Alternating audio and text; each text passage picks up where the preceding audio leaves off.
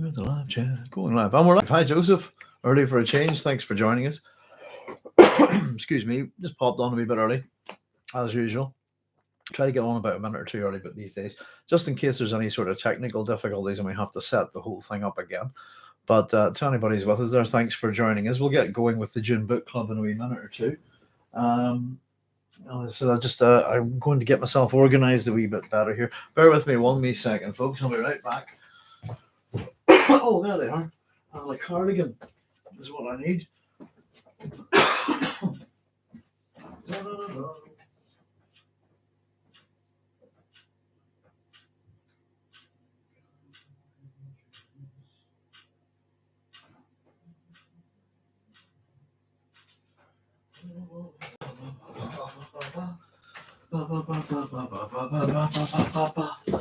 Oh dear, there we are. Sorry about that, folks. Just grabbing hello.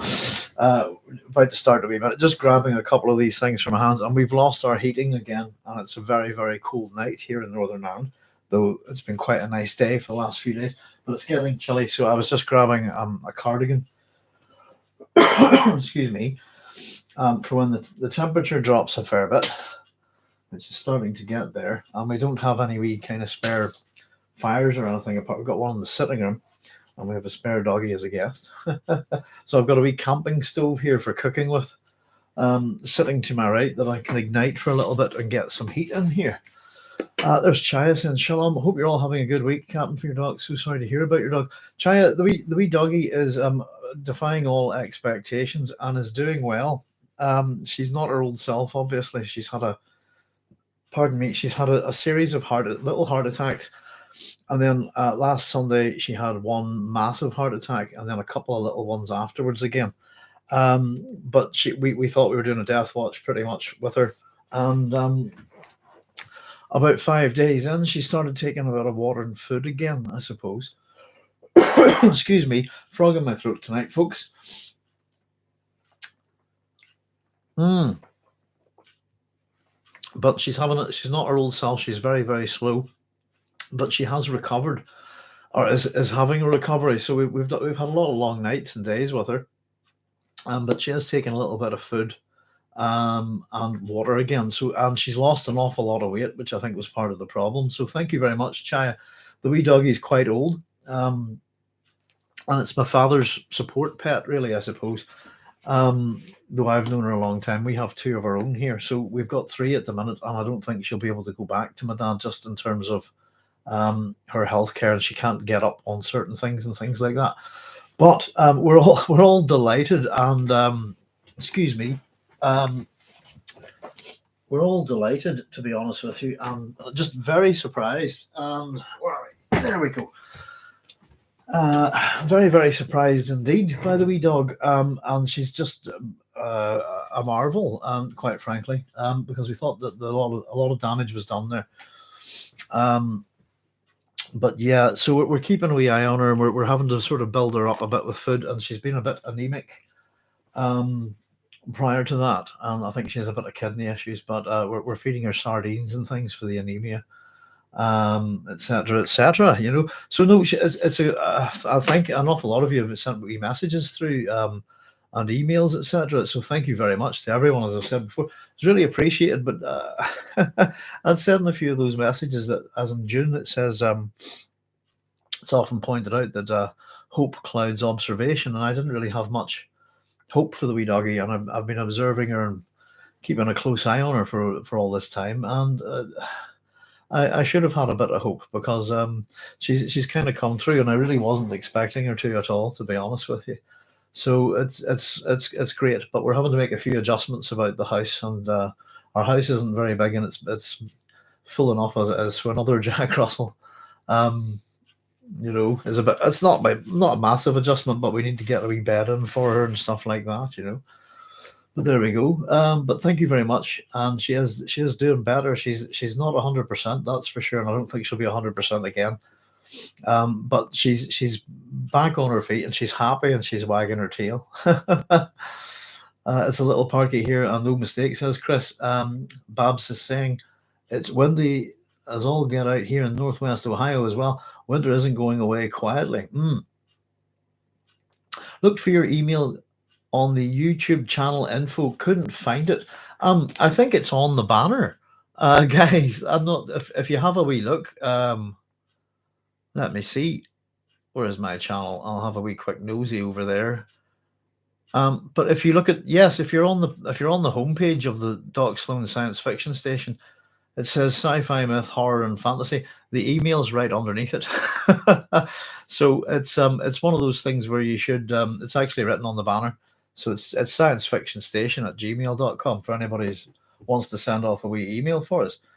So there you go. But yeah, there's a thing somewhere on the YouTube. I think whenever you go, is it like probably the about section, and I think you can click show. The email's kept hidden, but if you want to, I think it's under business or contact details, something like that. You can click it and it should appear. But I've gone ahead and put my email address for the Science Fiction Station onto the actual banner, so it's there. It's probably people just don't notice it.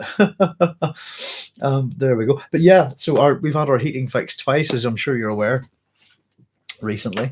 And the last time it's been fixed, simply put, our hot water has been on permanently, and it's draining our oil. And it looks like our boiler's nearly set fire to the house.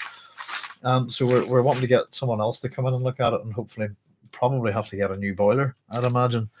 There we go. So I hope you're all keeping well, folks. And I'm sorry, as I said, it's been a bit of an interesting time here lately.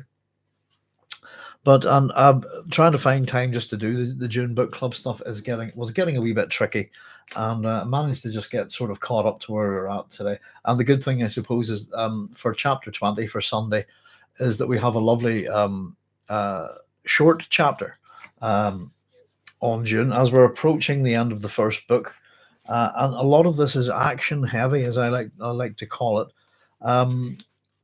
Which is from me, I suppose, annotating and analyzing a book. I think we tend to learn less about the world that we're looking at and the novel itself whenever we get chapters like this. But I think there's sufficient details within Frank's work that we do pick up wee things here. There's a couple of wee hidden things within this chapter. I don't know if any of you figured them out, and there's a couple that I'm trying to work out but haven't got yet. There's a couple of hidden names in it, for example, maybe a couple of obvious anagrams of other science fiction writers, perhaps, but it's something maybe I've pointed out before that almost all of the names within Dune, character names, place names, planet names, star names, etc., are loaded in some way, that there's a hint of meaning to it. So here we go. We've got chapter 19, folks. Shall we get going?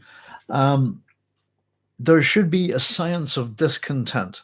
People need hard times and oppression to develop psychic muscles. Let me just bring that microphone down a wee bit over this way. Hope you can all hear me okay. There we go. I think that's a bit better. So, sorry. There should be a science of discontent. People need hard times and oppression to develop psychic muscles, from the collected sayings of Muad'Dib by the Princess Irulan. I just made a wee sort of quick comment about that it just made me think that Frank talks about in real life. Frank talks about that there should be a science of wisdom. So it's one of these things where there should be a science of this and there should be a science of that. He's got a few opinions on this one. A science of discontent, basically hard times and oppression to develop psychic muscles, and there should be a science of discontent. Science meaning, I suppose, a knowledge of, if we want to take a literal meaning to it. And the idea here is very much one of these survival of the fittest ideas. And I think this ties in a fair bit with, there is a sense of this within Dune, that we have this survival of the fittest notion. And it's one of those things, it's a hangover from Darwin. Excuse me. And of course, the fittest is is a very loaded word, I think. And often people think, it's an interesting question to ask, what is the fittest thing for? In this sense, yeah, people need hard times and oppression to develop psychic muscles. It's a very academic way of looking at it, isn't it? Hard times and oppression, as much as they develop psychic muscles, they also develop a lot of other things as well. And I've just written underneath that, we begin in darkness. Um, and we're going to see, just before we get into this, we're going to see a parallel with this, with Jessica and Paul throughout this chapter, in terms of how the mother behaves also. The son is the same thing, basically. So off we go, folks. And I just made a wee note that the ending from the previous chapter, the shadowy hall narrowed to a pinpoint. Let me just get shadowy hall narrowed to a pinpoint with Yui's purple lips centered in it. Remember the tooth? Yui hissed the tooth. And you can almost imagine, just if you think of it, even almost, we've been talking about it in terms of stage or cinema, you can almost imagine the light fading to black with just Yui's lips, and we could get darkness and come back in and transition into the darkness here. Jessica awoke in the dark, and we feeling premonition in the stillness around her. So we have darkness and stillness. And again, usually with Frank, when he gets going within these chapters, we're going to set up a bit of mise en scene, going to give a bit of stagecraft to you, if you like, a sense of what's going on, where things are. But we're going to start off in darkness. And halfway through this, whenever we're going to shift to Paul's point of view, we're going to return to that darkness and very much get a reiteration of Jessica's behavior here through Paul. It's a good chapter, this, by the way. I think we finally get the re-emergence of the Baron and Piter, and it's good to see them coming back. So, Jessica cannot understand why her mind and body feel so sluggish, and her skin has raspings of fear along her nerves. So, the first thing we have is that Jessica's thoughts run to, I should sit up, I should turn on the light, and something stays that decision. So this is this idea that Frank runs with in Dune quite a lot. I'm sure a lot of you are familiar with it. It's a German phrase called Spanningsbogen. And the meaning of this is within the Dune series, the meaning of this is a kind of, how would we put it, a delay between the desire to reach for a thing, or the desire of a thing. It's that delay that you want to reach for it immediately, but you stop yourself. Whoa, it's that pause, if you like. There's a few different ways that this is, I suppose, presented within the Dune series here. A self-imposed delay in reaching for something. Talk about the span of the bow. Just wanted to talk about the phrase within German, as far as I understand. Spanningsbogen is a dramatic arc within the structure of a narrative of a drama or film or play, etc. A sequence of events that would build up. Spanningsbogen that builds the tension and drives the narrative. If that makes sense? If you break the word up into German, Spannung means either it's one of these. Well, in fact, both of these words have a few different meanings. Spannung can mean voltage, tension, or suspense, I suppose. As for the bow, bogen is a bow in terms of a bow weapon. It also, same as a music bow, or I suppose the arch in a building in architecture is also a bogen. Can relate to curves and arcs in mathematics and geometry, and is also a term for a sheet of paper. So in terms of how you want to, it's quite an interesting little phrase. And I just wanted to point it out. We've had a couple of examples of it before, I think, briefly within Jim, but we just wanted to stop there and just make a wee note of it. It's a good example. Excuse me. So Jessica's mouth feels strange, and then we get this noise. And often the way noise interrupts things within the Dune series, particularly within Dune, we get this lump, lump, lump, lump. And we're told it's a dull sound, directionless in the dark. We've got this little sense of onomatopoeia, and I don't know what you guys think about this, but I've asked a question here, and I suppose we'll see it as we move along a bit. But I've just asked, is this Jessica's heartbeat that we're hearing? And let's have a wee look. So the waiting moment was packed with time. I like this. With rustling needle stick movements. So what we're about to see really is a Bene Gesserit at work, and I suppose some questions that we'll have to ask.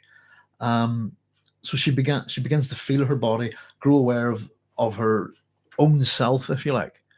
Let me just find this here. Where are we? Number 4. So she began to feel her body, grew aware of the bindings on her wrist and ankles and a gag in her mouth. She's on her side, her hands are tied behind her, and she tests the bindings. So interesting that she's testing her. I suppose I call this later on testing her environment, but she tests her bindings and she realizes that they are what's called crimskill fiber, which will only claw tighter as she pulled. So there's a couple of materials like this. I think there's sugar wire as we go a little bit later on. And if we want to take a wee look, crimskill is one of these things that's in the terminology of the Imperium. If we jump back, let's have a wee look at it. It's always, I quite like this. I really enjoy books where you can do this, whether it's to jump forward, to look at a map or chunk up a word or something like that. It allows for little breaks in the book, but I always think it's a fun part of reading. So let's see, crimskill fiber. Crimskill fiber or crimskill rope. So in the terminology of the Imperium, is called the claw fiber woven from strands of the huffoff vine from Ikaz. Knots tied in crimskill will claw tighter and tighter to preset limits when the knot lines are pulled. For more detailed study, it says, see Hollijans von Broek's The Strange Vines of Ikaz. So that's an interesting little entry in the terminology of the Imperium. And this is one of these ones. Has anybody figured it out? But I'm wondering, does anybody get the reference here? So there's a lot of this in Dune, and you have to kind of go hunting for it, I think. So here is a little reference to a fellow science fiction writer. Let me just jump back here to where are we? So yes. Excuse me. So we're told that within the Imperium there's a book called The Strange Vines of Ikaz, and the author of this book is Hollijans, pardon me, is Hollijans von Broek. Is that it? Hang on, I'm just reading from my notes. Hollijans von Broek's The Strange Vines of Ikaz. So if you swap the J and the V around, you'll get Holly Vance, John Brook. And if you rearrange that a bit, you'll get John Holbrook Vance. 1916 to 2013, famous science fiction writer known as Jack Vance. There we go. So this is one of these little things that within Dune, we have histories, hagiographies, books, various things that lend a sense of reality to the universe. Excuse me. And particularly within the terminology of the Imperium, we get little reference to see this book, this historical text, etc., this treatise, and here we have one of them, and it's a nice little reference to Jack Vance. So there we go. And there's hafaf is a Hebrew verb root meaning surround or enclose protectively. Brilliant. Thank you so much. Excellent. Excuse me, my throat's going on there. No, I'll tell you what, juice is always better for a throat, isn't it? That's aha. Words and meaning. I love words. Vine. There we go. Let me get a highlighter for that, Shai, and make a note on that. This I'm a very busy page on this chapter, because I like to fill out every little bit of info I can on this. Let's go. Half. Hebrew root. Surround, enclose protectively. Thank you very much. Excellent. Oh, I'm trying to fit this in here. Like a palisade. There we go. Interestingly enough, I think that word turns up in there. Let me give that a nice bit of highlighting. Thank you very much. Excellent. I absolutely love this. I mean, there's a lot of languages, and I wish I had a whole set of language dictionaries here. I suppose the internet is our great provider in terms of that things, but that's I still like looking things up in books, I have to say. Thank you very much. Excellent. Yeah, that brings another little bit of meaning to it. And of course, so crimskull fiber, crimskull rope, even claw fibers, it's also known. From the hoof of vine, which is a tricky hafaf, and it's from hafaf, the Hebrew verb root meaning to surround or enclose protectively. Another plant from ikaz. And of course, the book, at this point, we should have noticed we've met an awful lot of plants and drugs that seem to come from ikaz. And Hollijans von Brooks, The Strange Vines of Ikaz, sounds like an interesting read from if you're a citizen of the Dune Imperium, it's quite possibly essential reading, isn't it? Bojack Harkness says, glad you're back. Thank you very much. Thank you very much, Bojack. It's good to be back. Yeah, we're doing okay, I suppose. Life's gotten a bit busy and a bit strange here, and a bit interesting. And yeah, we've just had to go a bit dog-like, I suppose, in our ways, looking after wee dogs. But it's been good fun. But yes, I do enjoy this, and I've been missing it. And it's just about at the minute, I suppose, we're just trying to do a wee bit of rearranging of our lives. Here, the three of us. Well, there's now 6 of us here, and 50% of our household population is dogs. So, but as I said, we never planned to have them. It's one of those things. But I'll put it this way: our endeavours paid off, and maybe some, as people have said, prayers and kind wishes and all that sort of stuff. Absolutely great. But whatever it is, the doggies pulled through, and we're delighted. And we're just kind of recovering a bit, and we're all a wee bit sleep deprived, I suppose. I think that's been the really main thing. We've just been doing it in shifts to keep a wee eye on her, because she was that poorly and did need that level of looking after, I suppose. So there you go, a wee bit of a step out from the narrative at the beginning, just to have a wee quick look at Sparringsbogen. And of course, one of these. Now, I think I actually have. There's a couple of names later on that I'm trying to figure out to do with the 2 troopers, the Death Trooper and the other one that carries the litter bearer. But I think I've read somewhere before about a whole bunch of these references, and I think it's impossibly in one of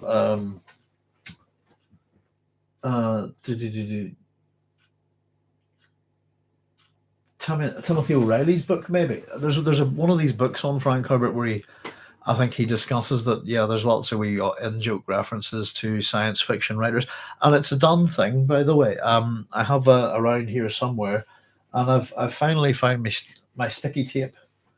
I'm going to dig some good stuff out of this for you, actually. But this is a really fun book if you're a science fiction and fantasy fan. It's the complete book of science fiction fantasy lists by Maxim Jakubowski and Malcolm Edwards. There you go. If you can, it's a fun book. It's like a wee trivia book, and has all sorts of wee details. And mine's absolutely falling apart, and every time I want to show somebody about, so I really need to get at it with the sticky tape. It's a very insightful thing. You'll find, yeah, Paul Atreides is in here a fair bit. We have, it does little lists like 10 notable science fiction messiahs, this kind of thing. But I'm looking forward to sort of getting that sorted out. But I think it has a little section on characters that appear in science fiction books that are actually in-joke references to other science fiction writers, that kind of thing. There's quite a few. It's a very interesting little book. I'd suggest it's even an adult book, to be honest with you. There's some of the topics that it discusses, and some of the topics it discusses are very interesting in light of today's society, I suppose, and science fiction. So now Jessica remembers. Now she remembered, and there's movement. She's able to remember her attack. A sense of movement in the darkness. We're told it was in her bedroom. Something wet and pungent slapped across her face, filling her mouth, her hands grasping for her, and that she had gasped. One indrawn breath, and that was enough, I suppose. Sensing the narcotic in the wetness. Excuse me. Mm. So her consciousness receded, sinking her into a black bin of terror. And just the language there is interesting as well. We've grasped and gasped. And yes, it's all very vague figures in the darkness. Not again, our sense of darkness, our sense of what's going on coming through Jessica's thoughts is probably as vague as hers. And yet into the black bin of terror, not knowing what's going to happen to her. And her thoughts on this, it, as she calls it, which I think is an interesting one. It has come, she thought. How simple it was to subdue the Bene Gesserit. All it took was treachery. How it was right. And she forced herself not to pull on her bindings. Now, I made a wee note here that as we go throughout this chapter, consistently, if you note that, I suppose both Jessica and Paul either force themselves mentally to do things or allow themselves mentally to do things. So this is the first time that she forces herself. Not, let me see, let me just find that here. Number 6. Forced herself not to pull on her bindings.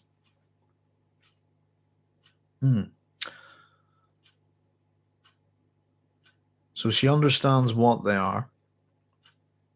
And again, this forcing herself not to pull them, an element of self-control is essentially what I've written down here, that she's exercising self-control here, not panicking, not doing the thing to struggle against them, making it worse. This is not my bedroom, her thoughts continue. They've taken me somewhere else. And she slowly marshals her inner calmness. And we'll see, again, all of this kind of mirrored and repeated to a degree by Paul later. So we go into Jessica's thoughts and her sense of awareness. And she has the smell of her own stale sweat with its chemical infusion of fear. And I've written down a nice little bit of alliteration for anyone who's interested in such things. Chemical infusion of fear. And a question springs to mind again. What's going on? We want to know, so does she. Where is Paul, my son? What have they done to him? 2 questions. And then, very interesting, just again, sometimes the way Herbert does this with noise, here he does it with silence, I think, calmness. And if you think about the way that that's put into the passage here, if you read this to yourself, just down to the word calmness, she forced herself not to pull on her bindings. This is not my bedroom, she thought. They've taken me someplace else. Slowly, she marshaled the inner calmness. She grew aware of the smell of her own stale sweat with its chemical infusion of fear. Where is Paul? She asked herself. My son. What have they done to him? Calmness. And I think if you see what I mean, the way it works in your own narrative as you read it, I think it just gives it that sense. I think it's a really good piece of writing there. Just that one word does a lot. Gives us a sense of the character, how she's thinking, how she's trying to operate in her own mind. She forced herself to it. There we go. Second time. Using the ancient routines, we're told. Excuse me.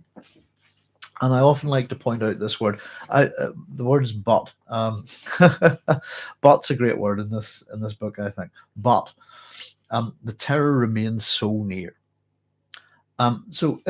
As much as she's working on these exercises, I think Jessica's sometimes presented as being very superhuman, but we also get a very real sense of her humanity, her fears, her worries, her loyalties, etc. Seems a very human person often, despite being quite, in our own terms, superhuman, I suppose.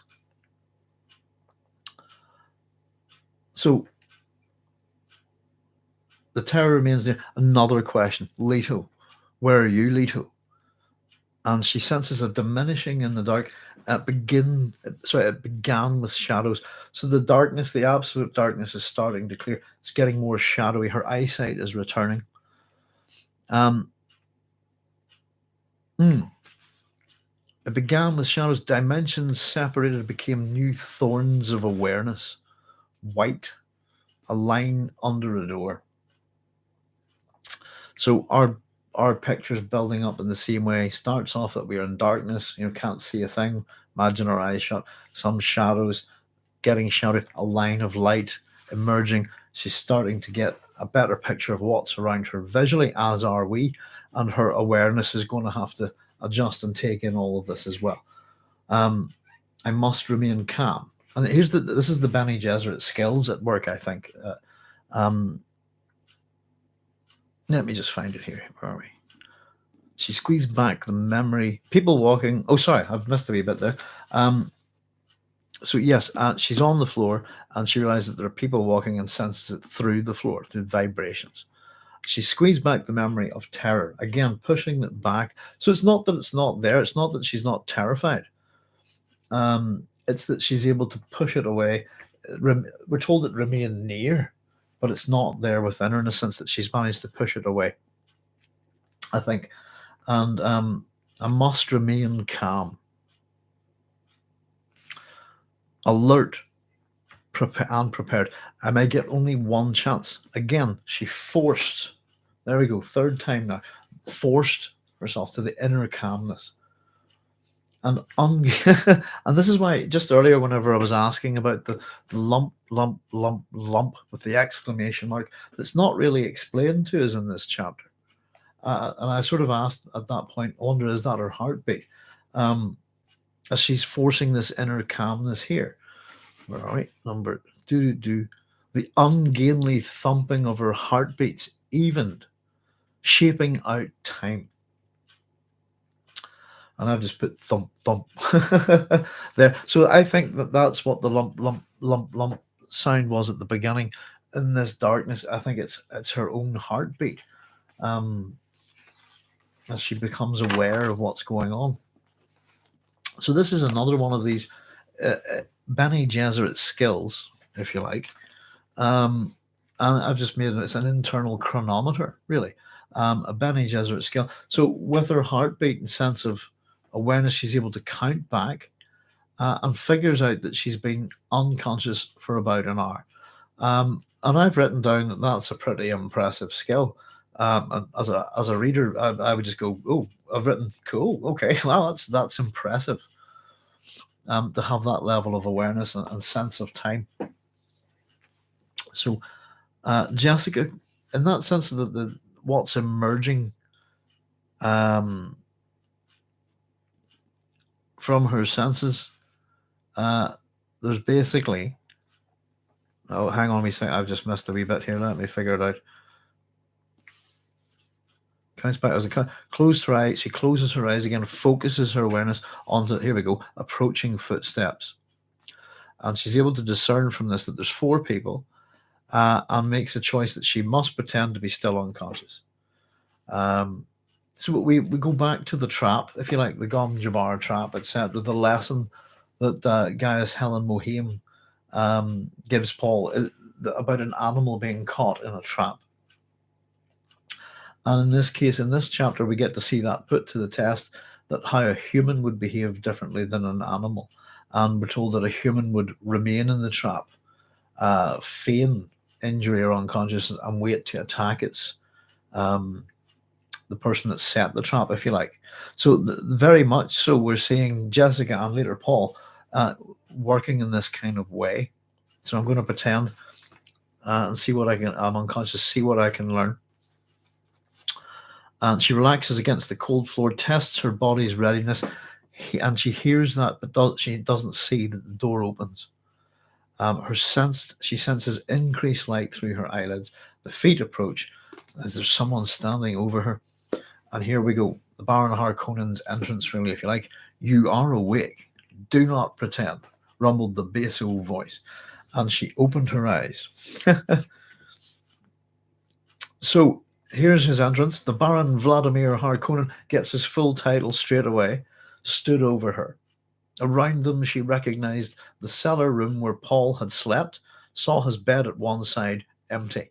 Dispenser lamps were brought in by guards, distributed near the open door. There was a glare of light in the hallway beyond that hurt her eyes. So we get a bit of, we get this, she's opened her eyes in line with the Baron appearing, and it's given us a bit of a sense of where they're at. So we can see through her eyes there. And we get again a bit of a setup of the scene. It's a room that we're familiar with. Again, it's the cellar room. This is the one that they've converted for Paul after the attack. Yeah, and basically through Jessica's eyes, we get to see what's going on. The darkness and the shadows are cleared for us. Let's have a wee look. So it's the Baron is back. Always glad to see the Baron. And the Baron's fun in this chapter, I think. So, of course, the drug was timed. She looks... Oh, sorry, maybe a bit of description about the Baron. He wears a yellow cape, which bulges over his portable suspensors. He has fat cheeks. 2 cherubic mounds. I think it's an interesting. Sure, sorry, the fat cheeks are like 2 cherubic mounds. Let's have a wee look at this. The fat cheeks are 2 cherubic mounds beneath spider black eyes. And that's an interesting wee description for us. Eyes are often important within the story as well, in terms of descriptions of eyes and voices in particular, and often how, as we've pointed out, how people go in and out of rooms is a bit of an interesting thing. So cherub-like. It's interesting to think of the Baron as a very big, gigantic, fat baby, if you like. In some sort of ways, it kind of reminds me of certain some characters. I'm trying to think of is it Joe Kidd? Is it there's a character called Kidd in the Sam Slade Robo Hunter stories, who's basically a grown man who's a baby, smokes cigars and carries guns and stuff. One of those things. I don't know. Cherubic, I suppose, is an interesting that there's a sort of sense of cute innocence about him or something like that. That kind of. But again, we're going to see a bit of the real Baron Harkonnen here, and yeah, I think at this one we get to see him in quite an efficient light, and we get a good little bit of a range of his characteristics. So the drug was timed. We knew to the minute when you'd be coming out of it, and of course, I've put down that timing and precision is what that equates to, and that's the Harkonnen plan. Always that the Harkonnen plan, really, I think. Excuse me. Isn't there a point about it that we were asked? Isn't it that is it when Leto and Howard are discussing it, and there is a chance that this could be a work of art amongst Camley, and I think it is if you think about it. Although we're going to see someone else's plan at work here as well, interfering with it, but the Baron's plan is very, very precise and very well detailed, and actually works in kind of possibilities of things failing as well. Jessica wants to know, how can this be? How could he have timed this drug for me? He would need to know my weight, my metabolism, my and it's one of those it's, oh dear, Dr. Yui, isn't it? At this moment of realization, sometimes I think seems a wee bit strange within the Dune story. Especially, we all know that it's Yui. It's all obvious to us. And I suppose it is one of those moments where the payoff throughout the narrative of us knowing that Yui's the traitor, almost everybody knows that Yui's the traitor, seemingly except the Atreides, and that they just won't look at him in that way. And it really does make us go, oh dear. So that we have a moment of realization here, I suppose, finally. And Paul's going to have the same thing, but he's going to reserve judgment. But I quite like that. They would need to know my weight, my metabolism, my doctor, Dr. Yui. Yes, indeed. And the Baron glanced. Let's see. Sorry. Such a pity you must remain gagged, he says. We could have such an interesting conversation. And I've really thought that I really want to know how that conversation would go. It would be an interesting one, wouldn't it? Because we're going to get a sense from the Baron that he doesn't actually hate Jessica or owe her any particular ill will. So he says. Whether that's true or not, I don't know. But he's always polite to her here. Let's have a wee look. So, yeah. Oh, Jessica's thoughts. Hang on, sorry. Let's see. Such a pity we can't have a conversation, my dear Lady Jessica. Sorry, hang on. Such a pity you must remain gagged. Sorry, jumping ahead. The Baron said we could have such an interesting conversation. Yui, the only one it could be, she thought. How? Her head sticking on the problem. And again, they how is, I suppose we all know how, that it's all to do with absolutes, isn't it, really? Oh, the simply put, the Atreides view that it's impossible to break the conditioning of a Sook doctor. And it's that thought, that absolute, that has wrecked them, that they haven't seen it.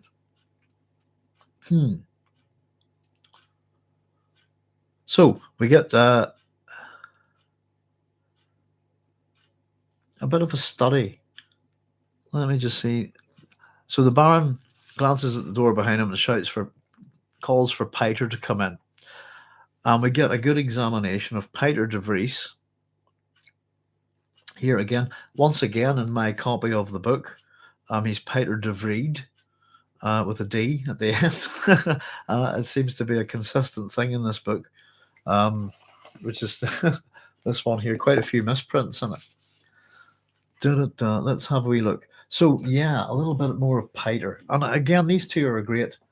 they're a double act in many ways, aren't they? So we get Piter de Vries, and we get to see his entrance through Jessica's eyes. And we're told that Jessica's never before seen this guy. And I think what's here is very interesting from a number of points of view. Let's have a wee look at it. Let me just bring this over here. I'll just read the entire bit here. She'd never before seen the man who entered to stand beside the Baron, but the face was known. And the man. I think that's really interesting. The face was known. Piter de Vreed in my book, the Mentat assassin. She studied him. Hawk features.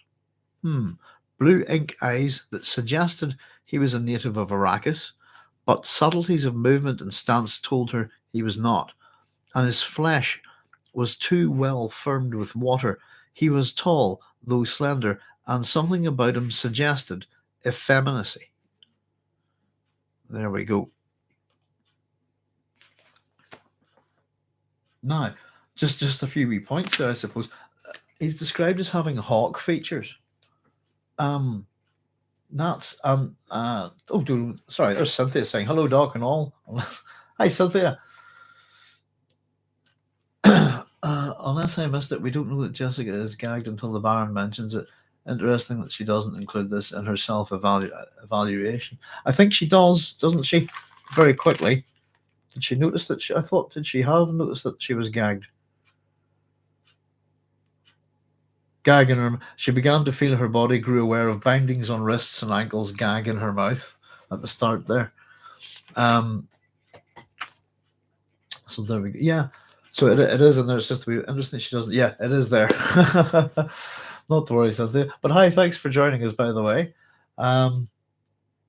Yeah, so Piter, yeah, just based on the description, I thought if we know our Dune series, the first thing I thought was hawk features, and I have written next to it, if not to spoil it for anybody, will not do it too badly, I suppose, if we know who or what Piter is, really, that he's, I've just written a question mark, Atreides DNA. Just the hawk features, probably not, I think, because Jessica might identify those hawk features in a different way, but the hawkish features are an attribute of the Atreides males anyway, that we know about. He's got the blue ink eyes, suggested that he's a native to Arrakis. In other words, the eyes of a bad, but his movement and stance, that he's not from Arrakis. His flesh is too well firmed with water. He's water fat. And this is Jessica thinking like a Fremen, isn't it? Like a native of Arrakis, even though she's not been here too long. It's an interesting point that I sort of scribbled that down here, but later on she'll actually point it out to us herself if we don't figure it out that she is thinking like an Arakin native. He's tall, slender, and something about him suggested effeminacy. And again, we have, as we've had a good discussion about the sexual nature of the Baron, and I suppose the ambiguous sexual nature of Piter. But I suppose, yeah, and I think definitely within the terms twisted that Piter is a psychopath. I think that's the interesting thing. We're going to see how Jessica describes him in a bit. And again, it's quite an interesting thing. All the vibes that Piter gives off here, and I love it when Piter and the Baron, the first chapter 2, where they feed off each other and bounce off at each other. They're very interesting characters the way they go at each other. They're a bit of an odd couple in some ways. So on we go. That's such a pity we can't have our conversation, my dear Lady Jessica. The Baron says, "I'm aware of your abilities," and he goes, "Isn't that true, Piter?" And of course, Piter, as you say, Baron, the man said. And we get a response to his voice. Again, we've talked about voices and eyes. We have his eyes here, but his voice, from Jessica's point of view, his voice is a tenor. And it touched her spine with a wash of coldness. She had never heard such a chill voice. To one with the Bene Gesserit tuning, the voice screamed, "Killer! Killer! Absolute! This guy's a killer!" And the voice screamed "killer." Not a mild suggestion or a subtle hint, or maybe even, he's pretty much it. Screamed, jumps out, or this guy is a killer. And again, Jessica's Bene Gesserit skills at work here. So,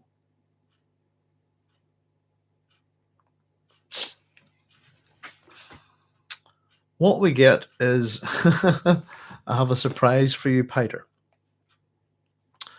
And this is something similar to the last time we saw the Baron, Piter, and Feyd-Rautha. Was simply put that there was a lesson for Feyd to be had from the Baron about the limitations of a mentat. And we've also seen House Atreides dealing with those limitations of a mentat as well. And this is kind of almost a continuation of that. Chaya says, Piter was bought by the Baron from Tylax, who I assume from later books that twisting mentats was a facet for their breeding programs. It's there somewhere, Chaya, and I'll have a wee. I wonder, let me see, find it for you very quickly. But the suggestion is that a twisted mentat is a psychopath. And simply the twisting them is to develop, if you like, that you can take a mentat and you could produce a normal one, but you could also produce one with psychopathic abilities. And we have a wee bit about them. I think I had a wee sort of mention about it that in this book, certainly within the Imperium. I think there's the twisted mentats. It's through Tlilax and the reference at the back. Terminology of Imperium. Tlilax is the lone planet of Thalum, noted as renegade training center for mentats, source of twisted mentats. So it's not in Dune. I think it's later, and it's in the original Dune series. I'm not talking about. Bear with me a wee second. I'll see if I can bring up my document here and have a wee look in it. Do a quick search on the word twisted. Where are we? There we go. Bear with me a wee second, folks. Just curious. Oh, one.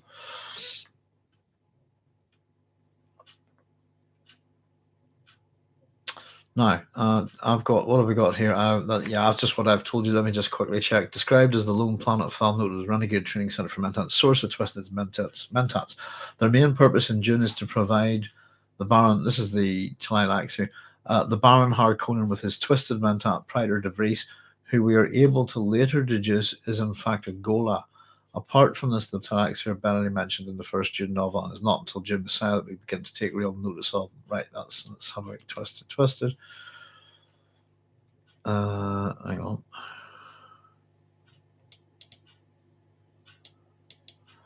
Yeah, it's just a wee bit that the first Gola, and he's a Gola, basically. The first Gola in the Dune sequence is the character of Praetor de Vries, the Baron Harkonnen's twisted mentat. Although we're not told he's a Gola. The first proper Gola is the hate Gola. Let me see, one more. Oh no, that was just twisted. Is within the term is within the quotation about Hitler from Dune Messiah. Yeah, there we go. So that's just it. But my assumption was that they were that they're Golas, and that they operate in the same way that they kind of can put certain attributes into a Gola. You know that Duncan, the hate Gola, is what a mentat, isn't he, as well as a sword master. I think that's what they do. That they make him psychopaths, and that the psychopath has, I suppose, innate natural abilities to be good at certain things. But that's it's just my own opinion. But I think that Peter's a Gola and he's a psycho, and those two facts. Well, we don't know he's a Gola at this point. We just know he's a mentat and he's been trained from Tylaxi. Eventually, we figure out that he is a Gola. But yeah, I must look into that. I suppose we'll encounter it at a certain point, won't we, Chad? Yeah, bought from the Tylaxi. It was a facet of the reading pro. Well, as I said, it is. I think it's just in the way that you go, oh, I want to hate Gola and I'd like him to be a mentat, please, and can he be good at knitting, that kind of thing. I'd like a mentat and I'd like him to be an absolute psycho because I've got mass murder and the eradication of a noble house to plan. So I suppose it's maybe the qualities you want in a twisted mentat if you're kind of involved in Canley like the Baron. I think there's a level of there's, I suppose we'll get to it in a wee bit actually, Chad, but there's certain questions that we have to ask about the Baron and Peter's relationship. It's about how Jessica observes it. I suppose it's to do with their smiles, isn't it? So the surprise for Peter, I have a surprise for you. And of course, this is the Baron having his audience, and not only are we the audience here, but he's going to use Jessica as a sort of sounding board to present these ideas and arguments to Peter, and he's using Jessica to poke at Peter, and he wants to see he's making him a choice here. He thinks he's come to collect his reward. Right, where are we? Which is you, Lady Jessica. So again, Lady Jessica as an object for sale, for prize, for capture. I wish to demonstrate, and we have this but, by the way, nearly missed the word but. We always pay attention to our butts. That just sounds wrong, doesn't it? I wish to demonstrate a thing. And the word thing, by the way, is another one. I must do a thing. You know, whenever people talk like that, the last time we heard Leto talking like that about I must do a terrible thing, this kind of thing. I wish to demonstrate a thing that he does not really want you. And of course, here we go with Peter. You play with me, Baron? Dear. Now, he asks and smiled. Now, this is the bit, again, all this through Jessica's point of view, observing this smile. Seeing that smile, Jessica wondered that the Baron did not leap to defend himself from this Peter. Then she corrected herself. The Baron could not read that smile.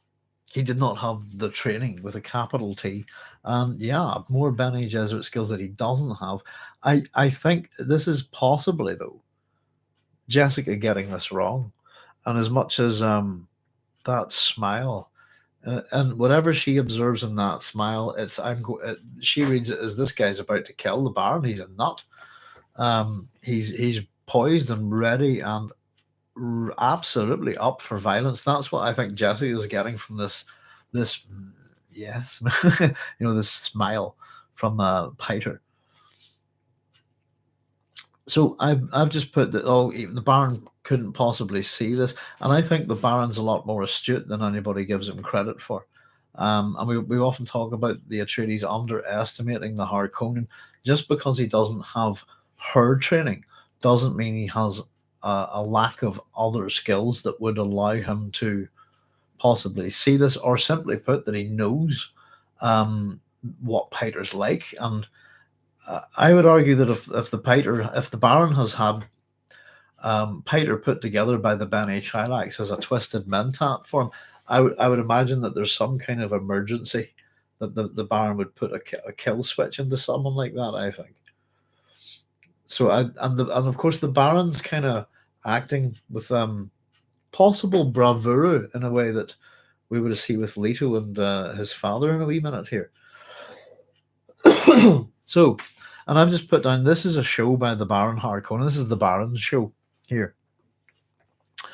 Piter is naive, he thinks. Doesn't want to admit to himself how deadly a creature you are, Lady Jessica. So he knows that the Lady Jessica is deadly, and I'd argue that he must also know that Piter is deadly as well. But Piter has his flaws, and he's wanting to point them out to him again.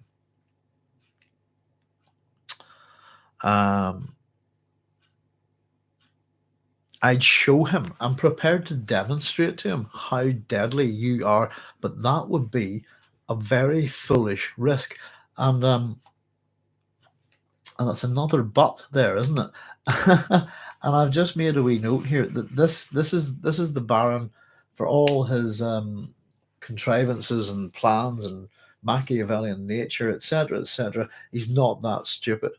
And I've just put there that I'd show him, but there'd be a foolish risk. This is risk management, if you like. Pardon me. And I've just put Leto. Leto probably would have taken the risk if their situations was reversed, but he won't. And we get this smiling back, this back and forward. The Baron's now smiling at Piter. We're told Piter's face is a waiting mask. I know what Piter really wants. He tells us Piter wants power. And this this sets him off a wee bit, doesn't it? I think. You promised I could have her, Piter said. The tenor voice had lost some of its cold reserve. And we're assuming that if the voice has had a bit of reserve to it already, and that she's thinking that the voice is a good, and the smile, good indicators that he's going to attack. Jessica heard the clue tones in the man's voice, allowed herself an inward shudder. So this is, as much as we talked about that.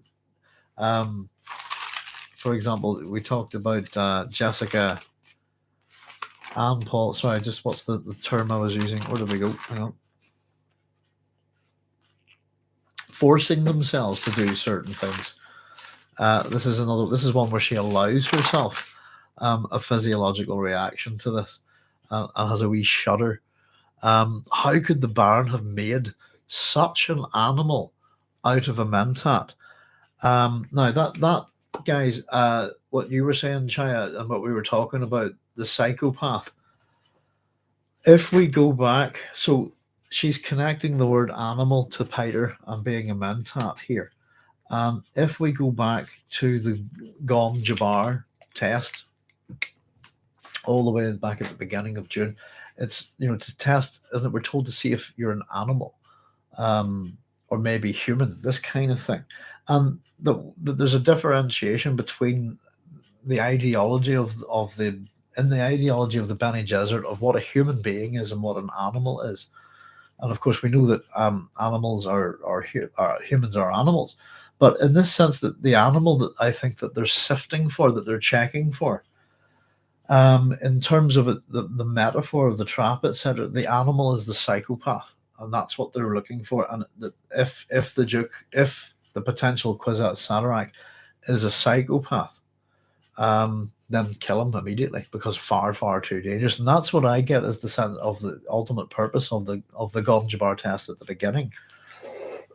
And so the use of this term animal throughout that is where I get the association, not just an animal, but when it relates to a person that we're talking about psychopathy, I think, and how have we made, and if we substitute that word here, not necessarily always, but in relation to this, how could the Baron make such a psychopath out of a Mentat? I think I was having a wee chat there, folks. For anybody who hasn't had a wee look at my Golly Foil, my Tiger Stars My Destination video, and I've kind of pointed out that Golly Foil is a Kwisatz Haderach in every sense of what a Kwisatz Haderach is in Dune. And if Golly Foil was Paul Atreides, then you'd have your animal. And what would he do? In fact, well, if you put Golly Foil into this universe other than, say, 25th century Earth, but Golly Foil, that's why I often got the sense of that. And there's much of this chapter that echoes some things, I'd say, in Tiger as well, particularly in the use of darkness in it. There we go. I'm going to hit mute a wee second, folks. Quickly blow my nose because it'll be very loud. Bear with me.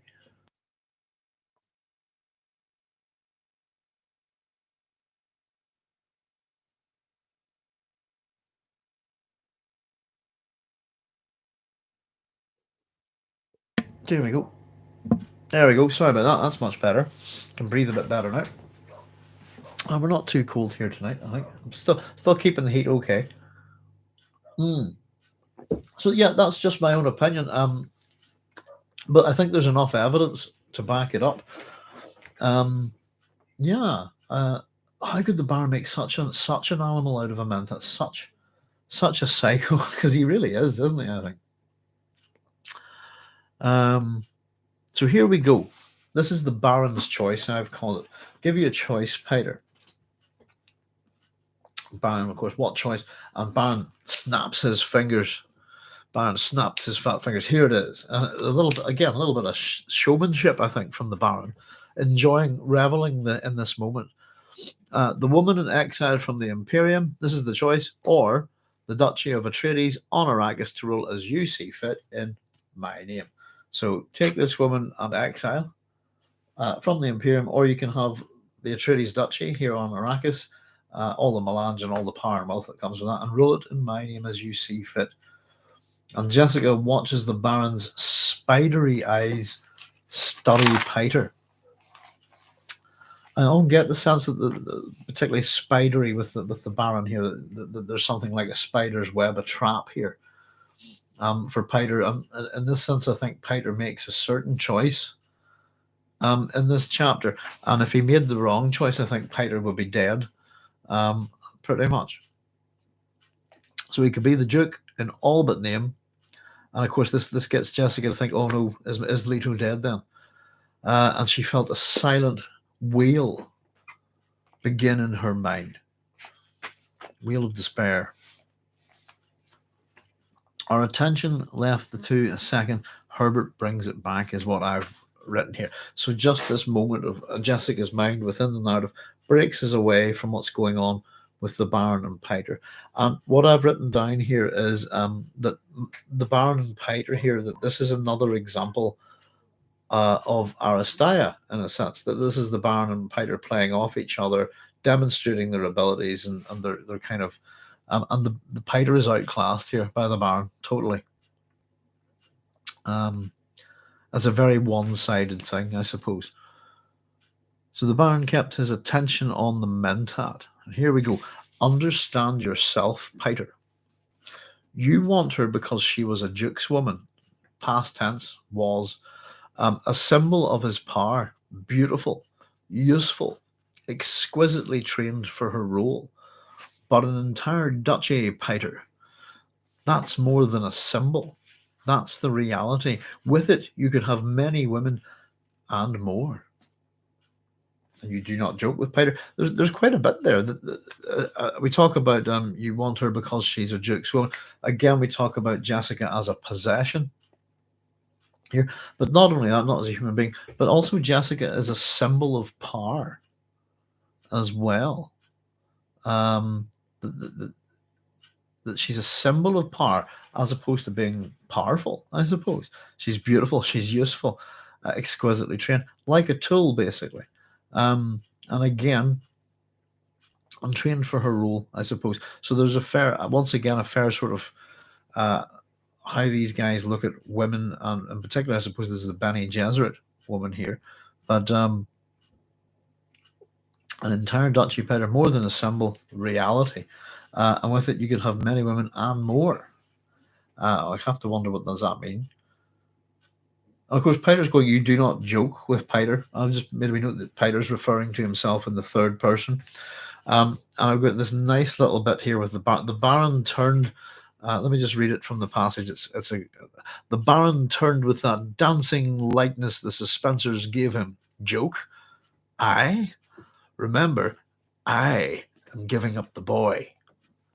You heard what the traitor said about the lad's training. They are alike, this mother and son. Deadly. The Baron smiled. But I must go now. I will send in the guard I've reserved for this moment. He's stone deaf. His orders will be to convey you on the first leg of your journey into exile. He will subdue this woman if he sees her gain control of you. He'll not permit you to untie her gag until you're off Arrakis. If you choose not to leave, he has other orders. So, remember, and this is a wee bit of this reminding the reader too, and this is again back to the plan that we were discussed. So it's reminding us that this was the plan discussed in chapter 2. Of course, that the Baron has pedophilic lusts after Paul, and is quite annoyed that he's heard that Paul has been trained by his mother. So the Baron is giving up the capture of Paul and to keep Paul for sexual reasons because Paul is too deadly to keep. And he's really trying to point out to Piter in this sense that Jessica is also, far too dangerous to keep. She's much more dangerous than the child. You heard the traitor, what he said about the lad's training. They are alike, mother and son, deadly. I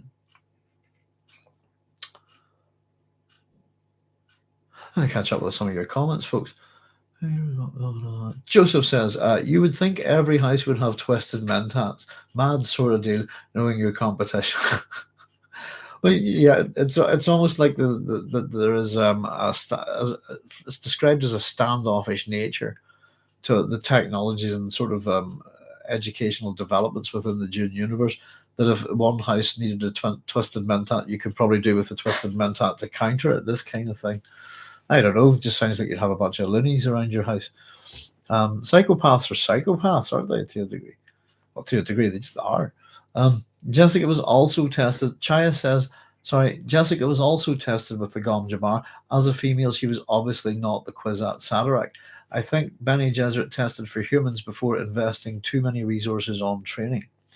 On training non-humans weren't to be trusted with the deep training or wouldn't survive the ordeal to become a Reverend Mother. Yeah, it's the difference in female Bene Gesserit, I suppose, Gom Jabbar tests, that they are tested with it.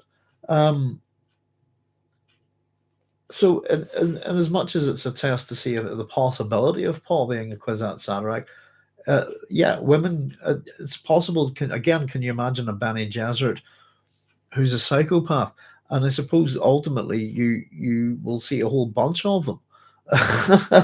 To a degree, what some of the Bene Gesserit evolve into in terms of the honoured matres are arguably a very psychopathic kind of version of the Bene Gesserit, aren't they?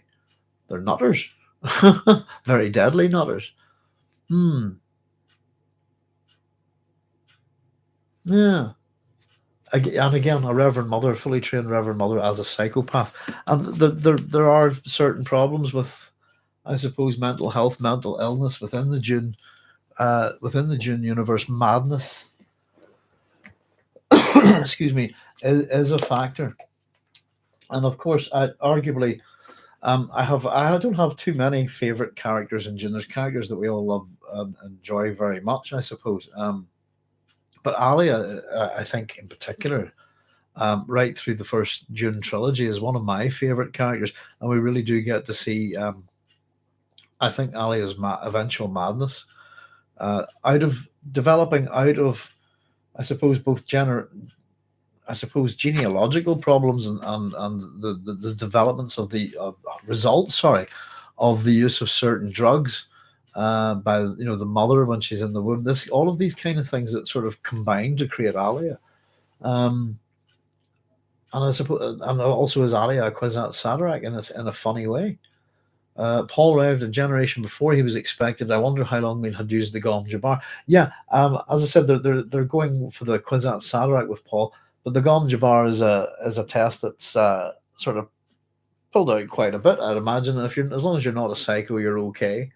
So I would imagine there'd be quite a few victims of Gom Jabbars around the Imperium, or that kind of thing. Logical thought over emotional animal reactions.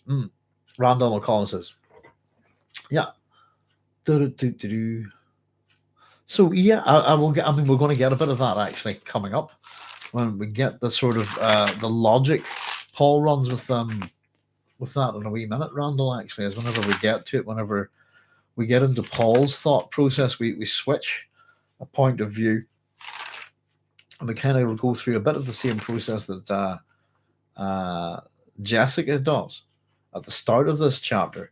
I'm just running ahead a bit to see if I can find it, but it's yes, that is where I think it's when he's analyzing is it Yui, and logic kicks in, doesn't it? And logic tells him it's Yui, and he has a but he reserves judgment, I think.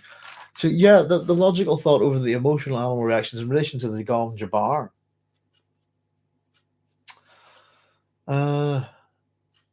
It's one of I think it works on a couple of different levels. I still think it's the whole the control thing, but it's to keep you in your place. I think there, and to see how you'll react. How would you react? And if you would take your hand out, I suppose in one sense they would look. Maybe you attack them. I don't know what they're looking for in terms of a negative reaction with the Gom Jabbar. To be honest with you, what qualifies a stab in the neck? It's an interesting question.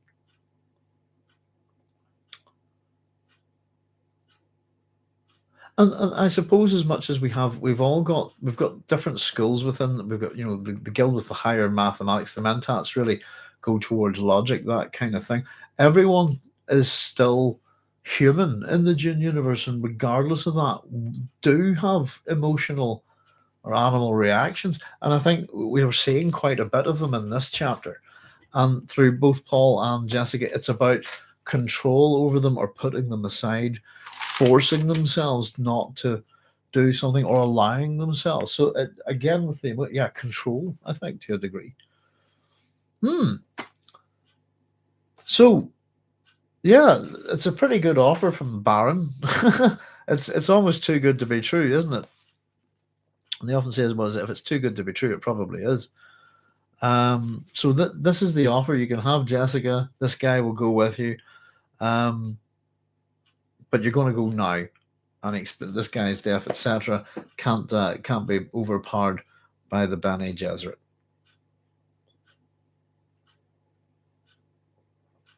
And of course, there's many women and more for Piter offer of sex. You do not joke with Piter again. We were saying, and the dancing of that likeness as he turns, and we're told, remember what he's giving up. So just trying to catch up to where I was there. And he's giving up the boy. So it's all about they're too deadly. You've got to give this woman up, and the two options. And I suppose presenting them this way, he's forcing the issue on Piter. He's not giving him time to think about it, and he turns to basically leave the room. Piter stops, and you don't have to leave. Piter says, "I've chosen." And this is all the Baron's game again. Aha! The Baron chortled. Such quick decision can mean only one thing. No, as I said, it's pretty much. I'm on my way out. I think the decision is forced, really, isn't it? I'll take the duchy, he says. Thank you very much. I'll take the enormous wealth and power. And of course, we get Jessica's inner thoughts here. Doesn't Piter know the Baron's lying to him? But how could he know? He's a twisted mentat. How could he know? He's a psychopath. Again, what seems obvious to Jessica and Jessica's presenting this to us, the reader. She thinks is lost on Piter is lost on Baron. Um, there's in all honesty, there would be a fair chance that the Baron would leave Piter to manage Arrakis. I think that's doable. Um, be a much better choice than Raban or Fade, to be honest with you. And just the Baron doesn't want to live on Arrakis. He just wants someone there to manage the place and send him his cash, and he can get rich. Doesn't Piter know the Baron's lying to him? How could he know he's a twisted mentat? What's that mean? Can he not separate truth from lies? Possibly, I don't know. The limitations of the mentat seem to be getting bigger and bigger. If you think about it, a mentat can't tell when somebody's lying to them. And I think that the assumption of the Bene Gesserit that there's one way of telling truth and lies on people's faces. I think human beings have been reading each other's facial behavior and our body language for for as long as we've been around, pretty much. It's a large part of how we communicate is not just our voice. It's gestures, all of this stuff. It's and yeah. So I also think that she's forgetting that the Baron knows Piter and Piter knows the Baron, and that, I would suggest that they both know each other very well compared to how she's taking in this man and has never met him before.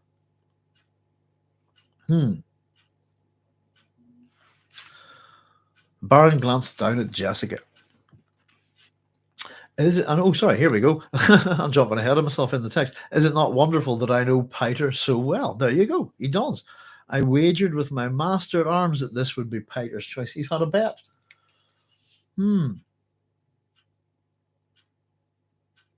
Yeah. Well, I leave now, and this is much better. Where are we? 25.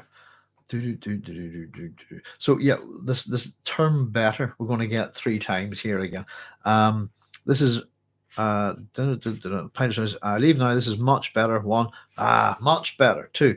You understand, Lady Jessica. And here we go. I hold no rancor towards you. I don't hate you. I have no ill feeling towards you. And that's even with Canley. If that's an honest statement from the Baron, I'd be curious. It's a necessity. It's just business. Much better this way. Much better. 3rd time. Yes. And I've not actually ordered you destroyed. When it's asked of me what's happened to you, I can shrug it off in all truth. In all truth. And again, the flaw, I suppose, of the truth sayers is that if people, I suppose there's a couple of flaws with truth sayers. One of them being if people actually believe what they say is true. And the other fact is if they have no knowledge of something, then there's not really much help to them, is it, I suppose? And of course, you're leaving it to me, says Piter. Yes, he's putting him in that position, isn't he? So the guard I send you will take orders, and this is going to be this deaf guard. Whatever's done, I leave to you.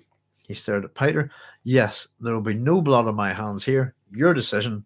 I know nothing of it. You will wait until I'm gone before you do whatever it is you got to do. Well, yes, good. Pardon me. 26. There we go. You're going to leave it to me then, says Piter. Yes, he is, pretty much. So the guard I sent with you will take your orders, whatever's done. That's it. No blood on his hands, and it's all good. Jessica's observation here of the Baron at this point. He fears the questioning of a truth sayer. Who? Which one? Why? And it comes to, yeah, here we go. So the Reverend Mother Gaius Hel Mohim, of course. It's obvious now, isn't it? And this allows her to deduce that if he knows that he's going to face her questions, then the Emperor is in on it. If he's going to have to go in front of her, why would he be bothered doing that? She's the Emperor's truth sayer. That means he's going to report to the Emperor, and oh no. So it absolutely confirms what I suppose they suspected. Well, I think pretty much the men in House Atreides suspected the Emperor's hand behind everything. I'm not too sure how much would they have passed that on to Jessica, or maybe just that it wasn't confirmed, but this, in her mind, confirms it. The Emperor is in on this. No, poor Leto. Poor Leto. The Baron gives one glance at Jessica's face, and he's out of there. Exit the Baron. And this is a very important little comment here, I think. As the Reverend Mother warned. Here we are. 27. Where are we? Excuse me. It's as the Reverend Mother warned, too potent an adversary. There you go. Too much for him. We had it. There's one of the epigraphs, I suppose, discusses the fact that had Leto badly misjudged the nature of the threat against him. And it's not just the Baron, the Harkonnens, it's the Emperor and all of the power and his armies that can be wielded against them, and a traitor as well. So 2 troops come in and with another guy. One of them has a scarred face. Let me see. 28.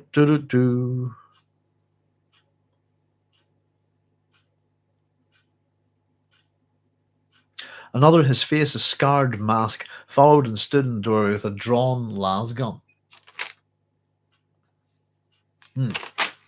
Right. Now, this is, we're told the deaf one. Hang on. The deaf one, Jessica thought, studying the scarred face.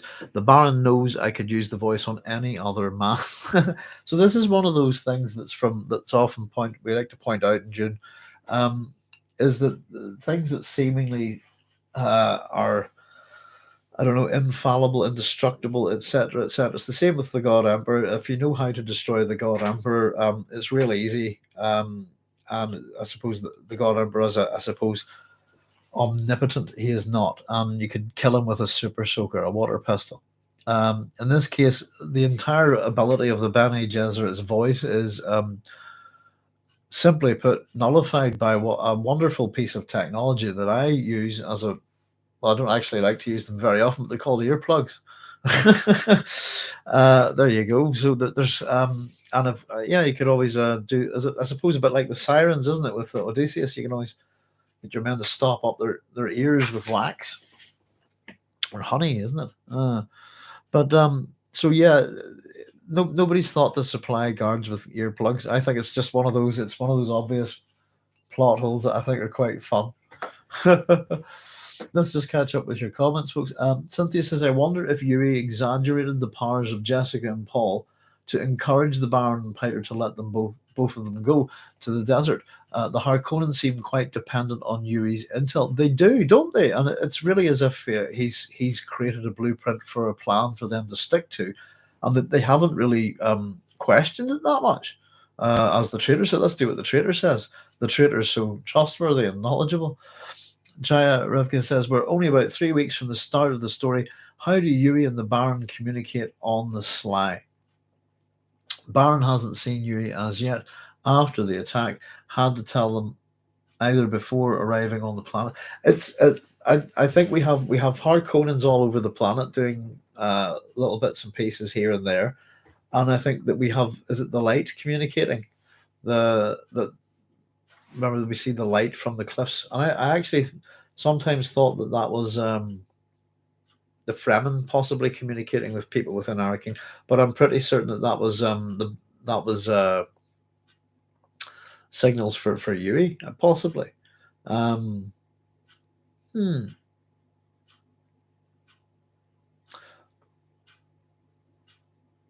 Yeah, I suppose it's interesting to wonder how the whole thing works in terms of,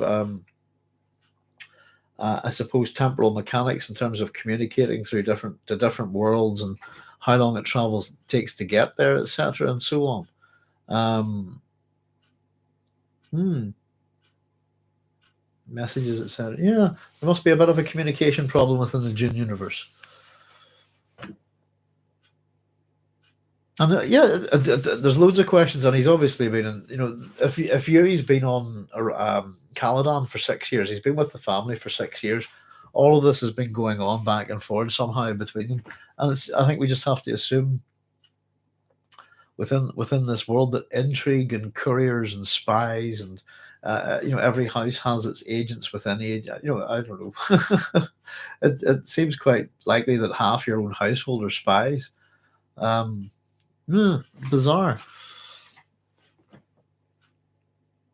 Yeah, and I suppose there is some stuff here in the background. They've landed. The Baron and Peter are on the ground, and Yui's about somewhere. And again, we questions that we're asking at this point. But yeah, earplugs would be a good. Earplugs is one of those ones, isn't it? It's a bit like, isn't it, Star Wars? Where, to blow up the forest moon, why don't you just blow up the planet in front of it? That would do the job. And was it Lord of the Rings? So they get the eagles to drop the ring into the fire, that kind of thing. There's always a kind of simple solution to some of these really incredible problems. I think that's part of the fun of Dune as well, that little things disrupt great plans, isn't it? It's always the little thing that nobody notices, or the absolute. So, and this is one of these things where, the Bene Gesserit have voice, so I'm going to use a deaf trooper as a defense against that.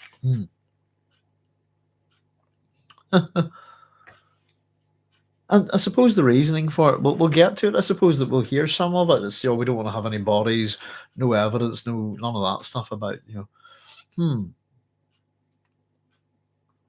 So let's see. The Baron's just dandered out, hasn't he? Let's see. Did I jump ahead? So we've got 2 troops and the deaf trooper as well, 3 in total. And we'll get a couple of their names later. And the deaf character will be referred to by the term Scarface. Make him seem nice and sinister, just identifying him by his disfigurement. Scarface the Peter. Let's just have a wee catch up, see where I'm at here, folks. So 2 Harkonnen troops. This is after this comment. Sorry, that again, the Reverend Mother had warned too potent an adversary. So 2 Harkonnen troops enter. One with the face scarred. The deaf one, Jessica thought, the Baron knows I could use the voice on any other man. Again, the level of planning within the Baron's level of detail within the Baron's plan there, I suppose, becomes evident. And and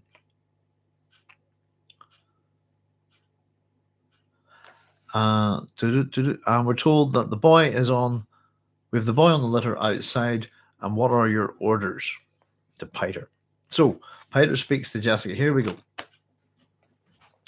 He tells us that he thought of using Paul to bind her over to him, basically to control her. But I begin to see, he says, that wouldn't work. He has let, and here we go. This is the Baron's, I suppose, what the Baron's truth to Peter is. Hey, I have let emotion cloud reason, which is bad policy for a mentat, we're told. So he turns to the deaf one, who we're told can read lips. They're to take him to the desert. And here we go. Here's the plan. Take him to the desert as the traitor suggested. As the traitor suggested for the boy. Excuse me. Now, that I suppose is if Peter went with option 2. I think Peter would have been killed immediately if he decided to take Jessica, and I'll go off into exile out of the Imperium. So this is what they had planned for Paul.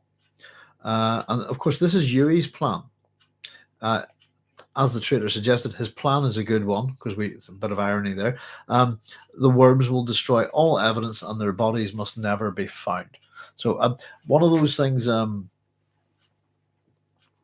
I really enjoyed in the David Lynch version of Dune was Brad Dourif's performance as Peter, and the whole sign language with the take their bodies. No one must ever, there's this whole kind of little quirky sign language, battle language cant, if you like, that goes with his performance, and I thought it was really good whenever he explains the plan.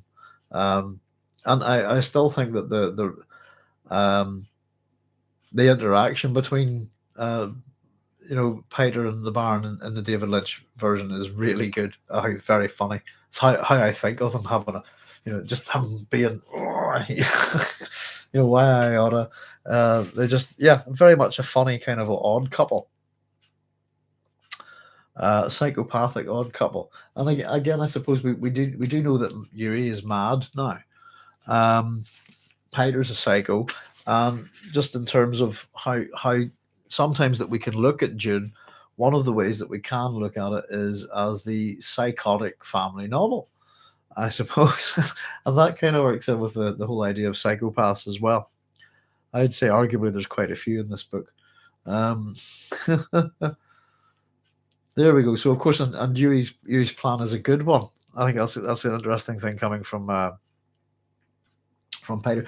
So the plans within the plans within the plans, I suppose, of the Baron's Machiavellian machinations towards the Atreides. There is also Yui's plan within that, disrupting, I suppose, and it's his plan is part of the Baron's plan. But it has a different purpose, doesn't it? So they're going to be taken to the desert for worm food. The bodies will never be found. Of course, Scarface suggests you don't want to kill them yourself. Of course, Jessica reminds us that this guy reads lips. I follow my Baron's example, Piter said. Take them where the traitor said. Again, do what Yui says.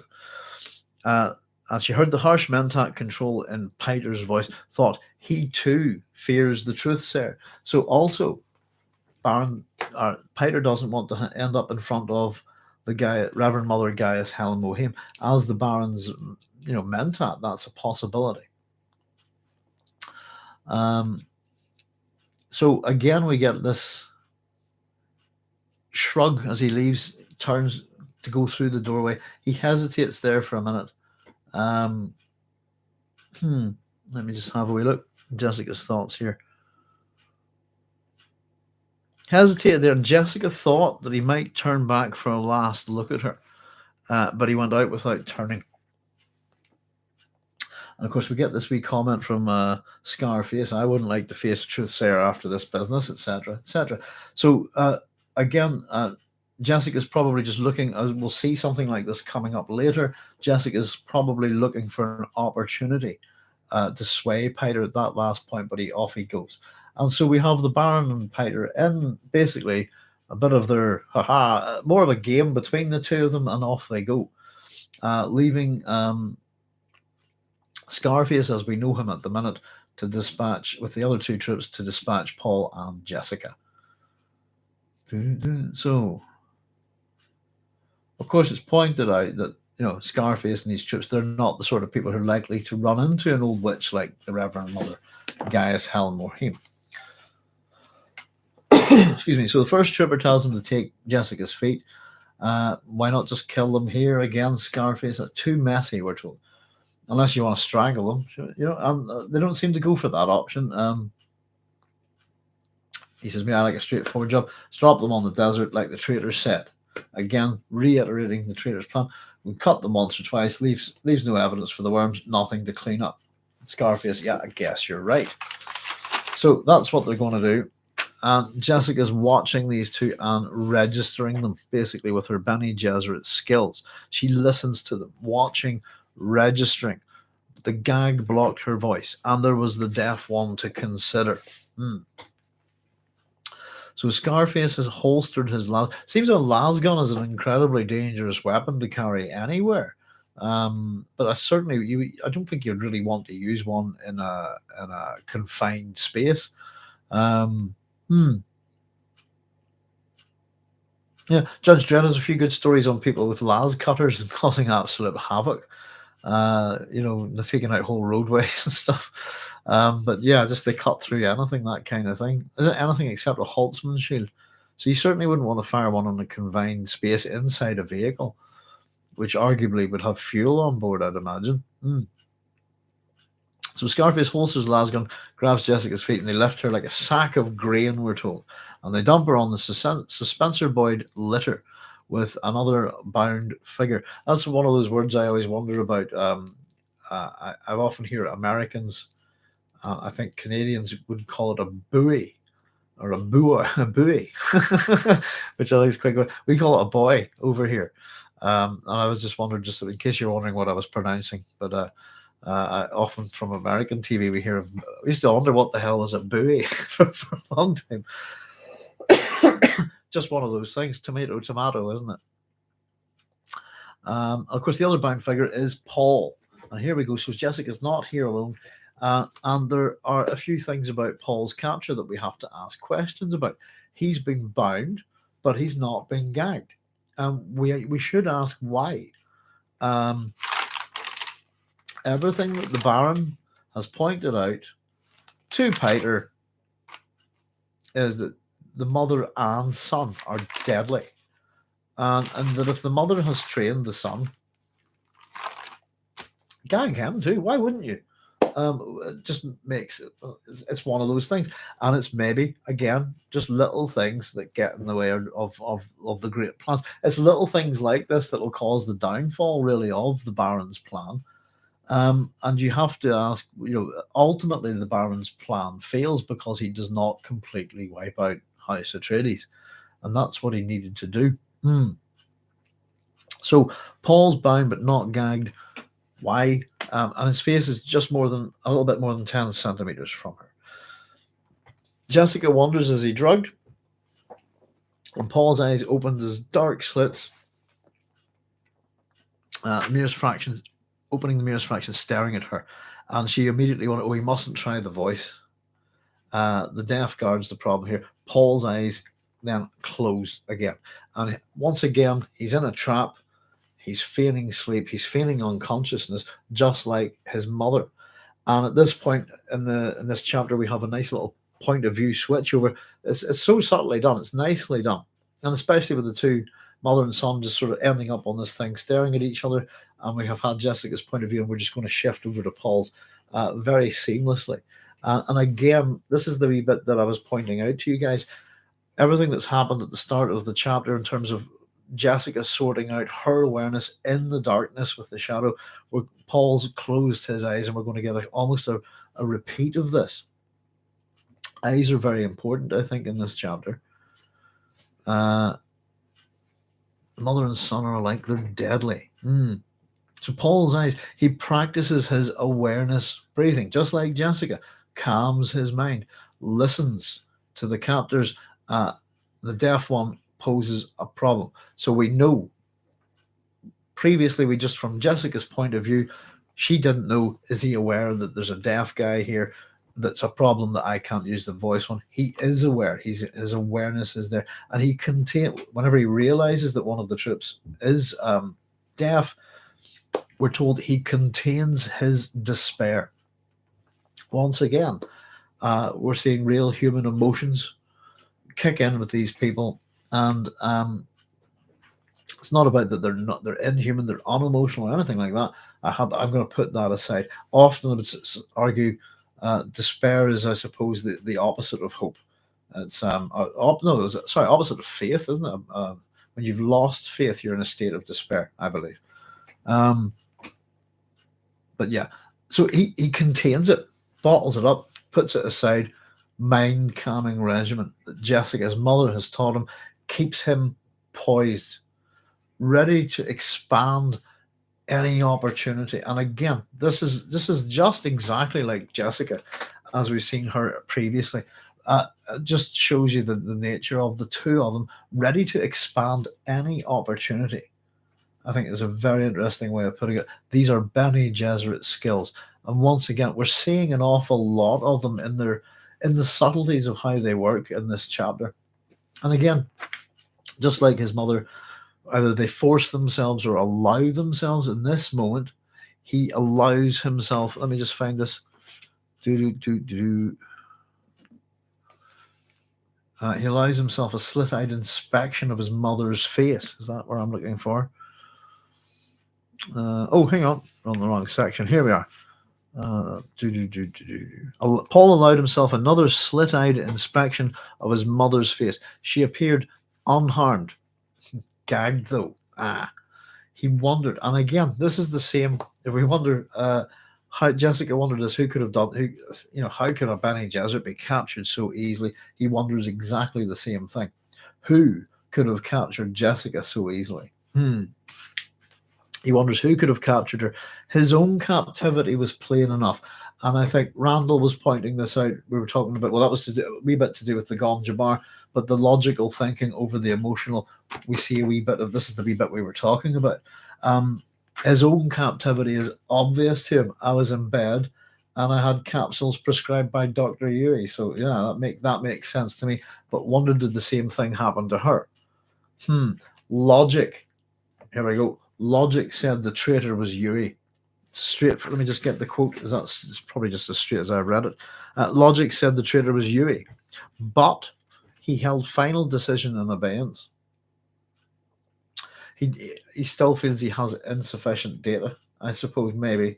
Or either that's just reserving judgment. But, insufficient data, I suppose, maybe the wrong way of putting it. The logic of the situation states to him that the traitor is Yui. And if it's logical, then, most likely the case. There may be something else that he's not aware of. He'll reserve final judgment. But he has no understanding of it.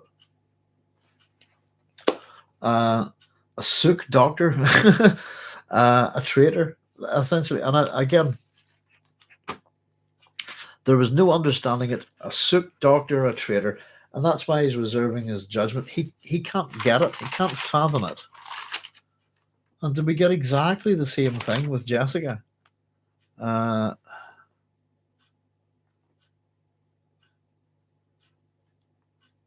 me just see, just going back, how simple it was to subdue a Bene Gesserit. All it took was treachery.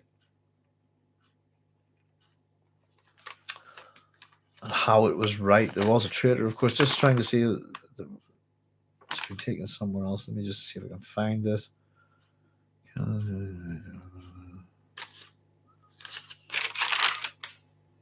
Sorry, just looking for this wee bit where I think she figures it's Yui as well, but how could it be?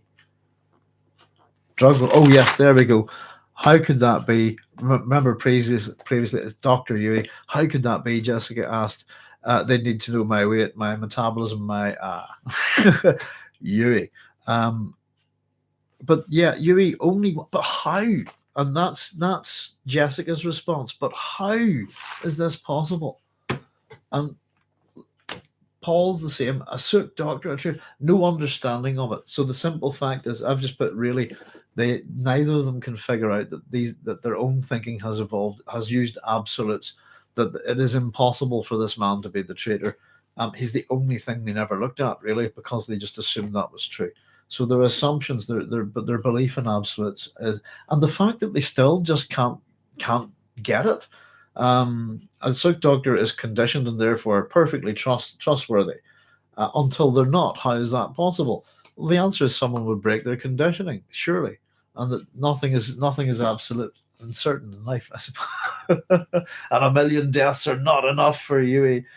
I think Yui's a fascinating character, and we're going to have a good look at him, especially in terms of how Jessica and Paul look at him in hindsight, because there's a religious aspect to Yui in a sense, and that you can argue that all of the House Atreides would be dead if he hadn't really felt sorry for them, but he doesn't have to.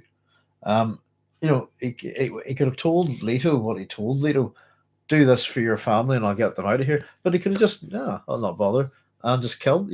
They could all be dead.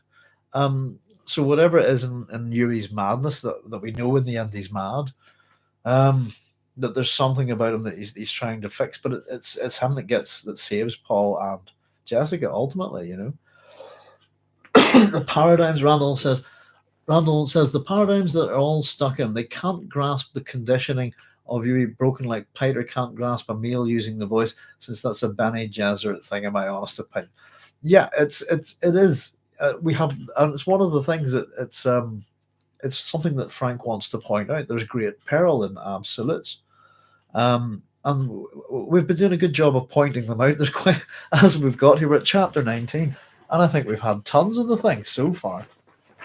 But in terms of, what is the thing that brings about their fall? I suppose dependency upon things and the assumption of the absolute, that something is guaranteed, set in stone, infallible, cannot be changed or altered, is in transit.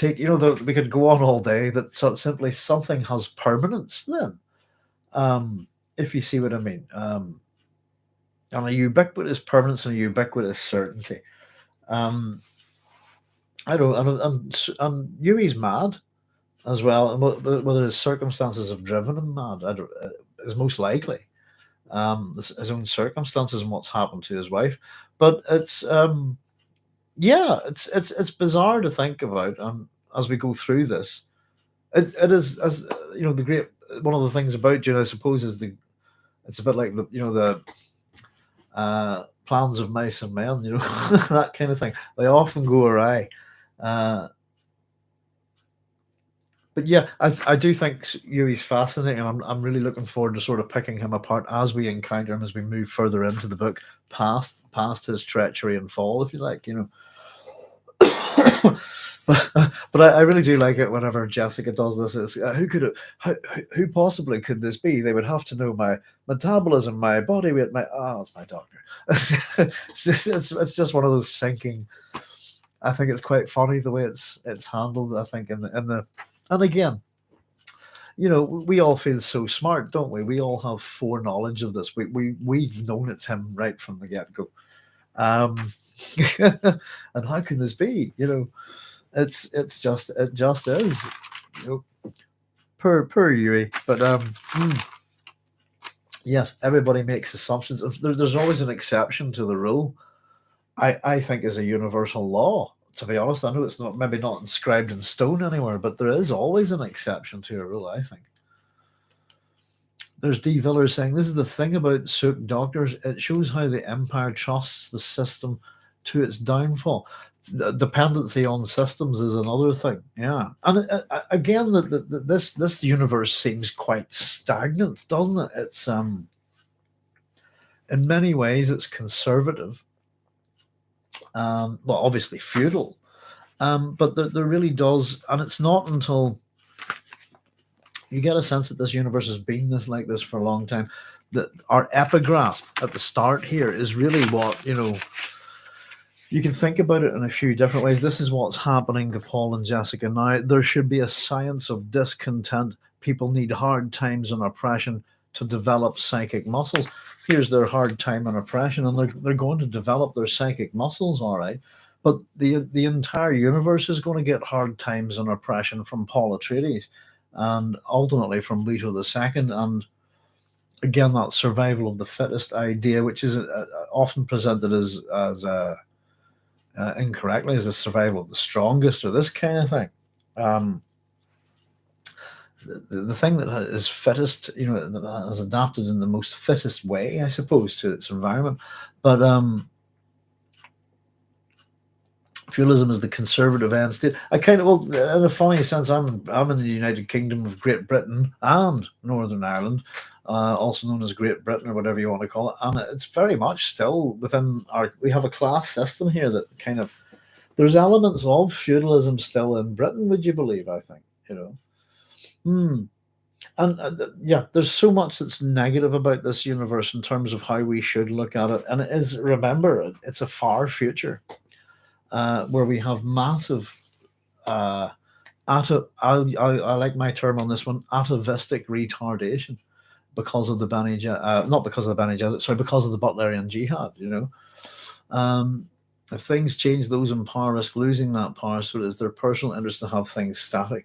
I think it's also to do with it's very hard for humans to break out of systems and to change those systems. It's very obvious within our own society where we're at now. If we see how long it takes people to get rid of religions, even when they're proven false, it takes a long time. But it happens, and it shifts. Things like that shift, I suppose. But yeah, our systems at the minute, our money systems, our power and democratic systems, if you like, our government systems and our religious systems are very much ingrained and built into our societies, and have had massive what you would call positive feedback loops within them, and are ultimately incredibly damaging to human society nowadays, I think. If things change, those in power risk losing that power, so it is their personal interest to have things static or to gain more power. Just as long as they don't want to lose it. Less power is never desirable, but I think that certainly you can see it within politicians in this country, that once you have power, they desire more.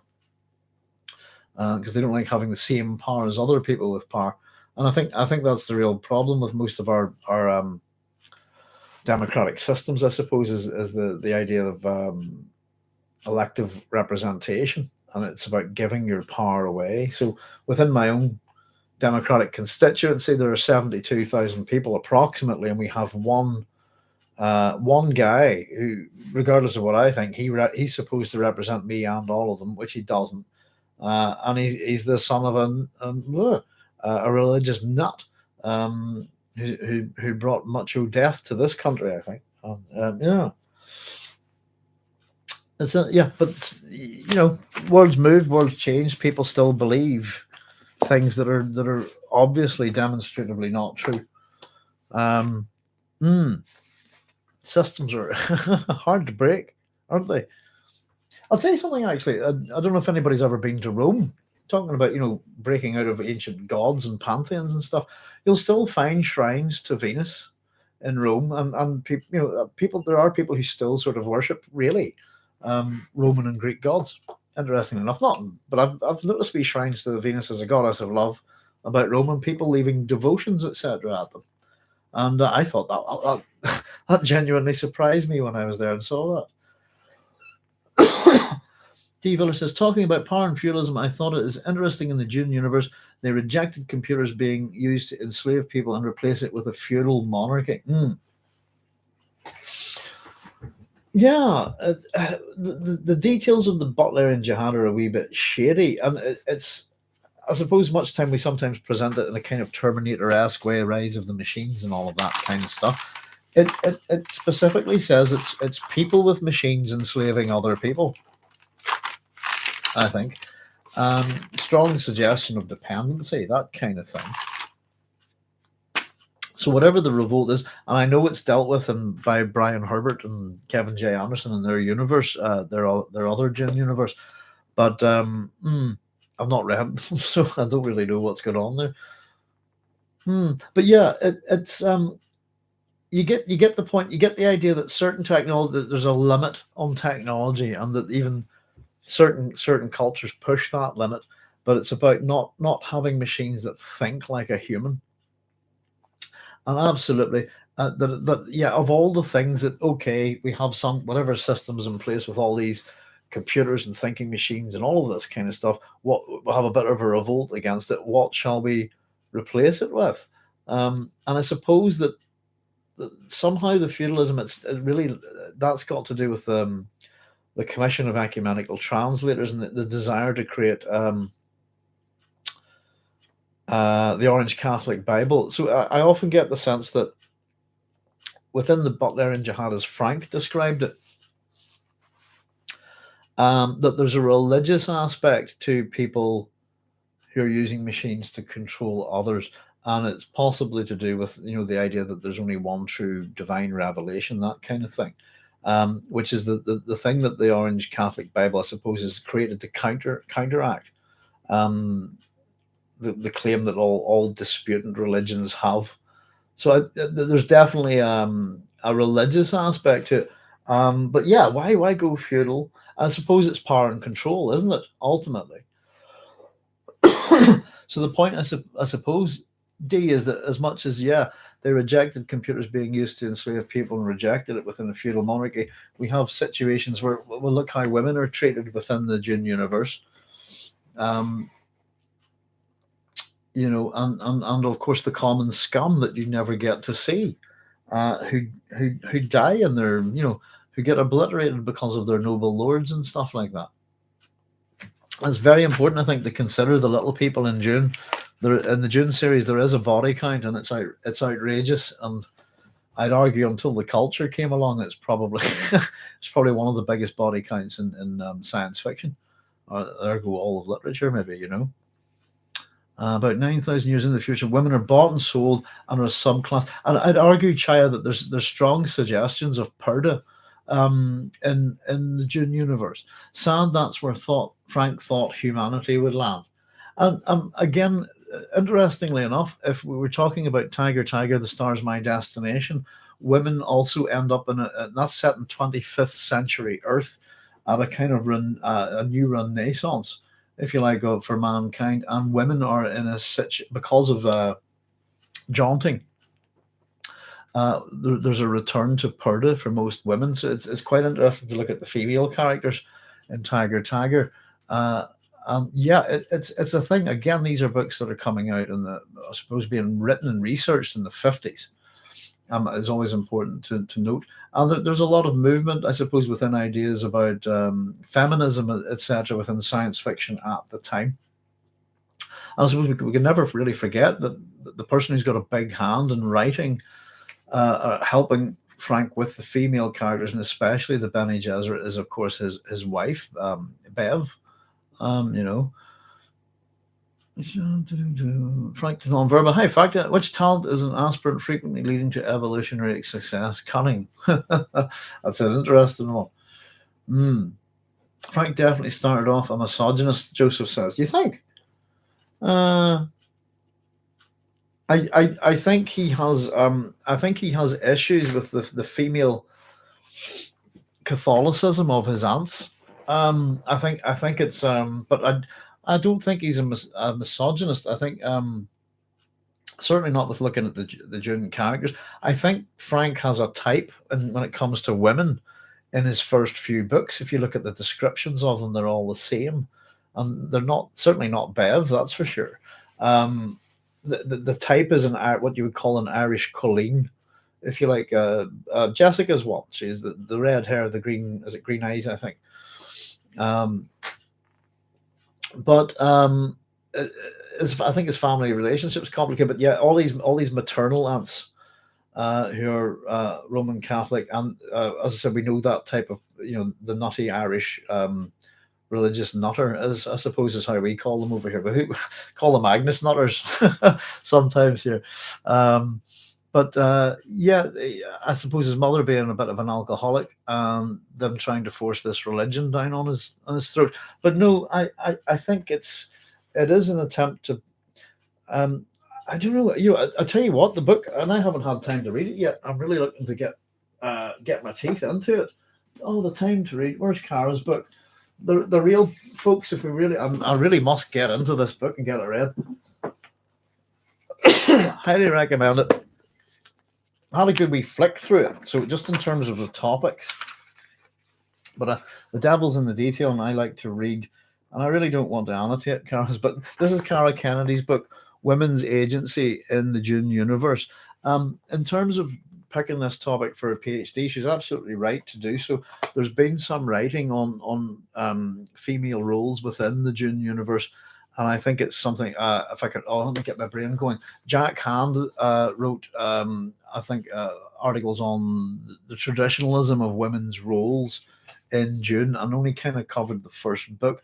So how women appear throughout the Dune, it really is almost. You could argue that the Dune series isn't Paul Atreides' story at all, and you could even go as far as saying it's not even Duncan Idaho's. You could really go and say that it is the story of the Bene Gesserit. So just in terms of the topics covered within this, that essay on the traditionalism of women's roles within Dune only, I suppose, was so limited, didn't really look at it properly at all. And it was kind of the only piece of work out there. So this stuff covers all sorts of things, from mind-body synergy. It really does look at the Bene Gesserit in detail, reproduction and motherhood. In contrast with of course, the really interesting thing is once the Bene Tleilax are not in this book at all, and once you have the Bene Gesserit and the Bene Tleilax within the same sphere of the Dune universe, I think they make a very interesting comparison and contrast. So within underneath feminist resistance and limitations of women's voices, the silencing of the Bene Gesserit, women's truth-saying ability, just again the use of epigraphs, women's roles as advisors within the book. Female voices in feminist science fiction, just the different sections within education and memory here. Bene Gesserit education, parallels with the Jesuit order. And of course, that's and we have female communities in feminist science fiction, etc. A whole pile of stuff here. And as I said, I'm recommending it because I know it's a PhD, and it's the sort of thing that if you're an absolute Dune fan, you'd be really wanting to get into this. So this is, in terms of this kind of material, looking at the Bene Gesserit, Kara's book's the thing to go for. And we keep it up. So we've brought in, we've got a bit of decorating done, and we've brought in an awful lot more books. I'm trying to rearrange our shelves, and we're trying to bring in some other science fiction media. And I've got a whole pile of stuff here. So we're trying to get a wee bit organised and tidied up within the doghouse here, get us looking not so shabby. um, but no, I don't think that the Benny Gesserit, Frank's a misogynist, and he gets a bit of grief, I think, for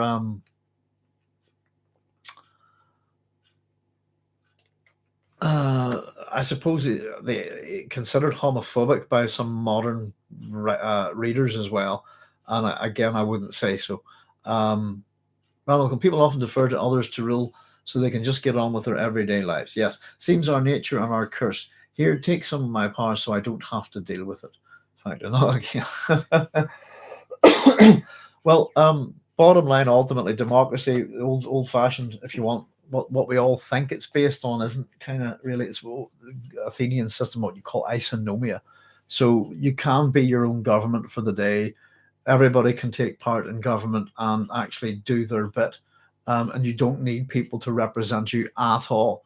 But that's what we've all been, conned into. Well, most people, not me, have been conned into thinking that that's how you should have your life run, by a representative who speaks for you. So whenever you vote, you give away your power.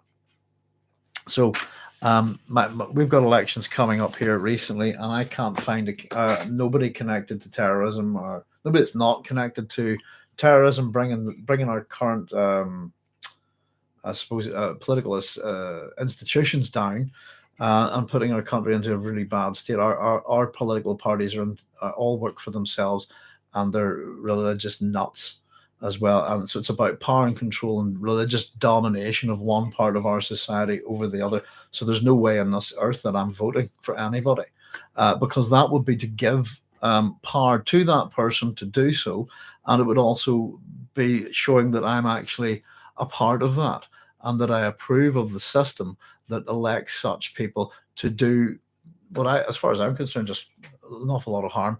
The people that you elect are dickheads. Really, they're not smart people. Excuse my French. They haven't a clue, and you could argue that almost no one knows how to run a country. But in this country, people will get elected because they're loyal to a 16th, 17th century dead Dutch king. It defies sanity sometimes, I think. But no, your vote is your power, if you like, within a democracy. There are many types of democracy, and I suppose arguably we can see that the republic is one of the weakest in terms of being subverted by an individual or a group. So we've had two, what you would call, and if you're studying classical government, etc., we've had two oligarchic coups within Northern Ireland within the last 5 or 6 years, and very not good. But yeah, feudals, it's a good one for a bit of a chat some night, isn't it? Actually talking about this kind of stuff.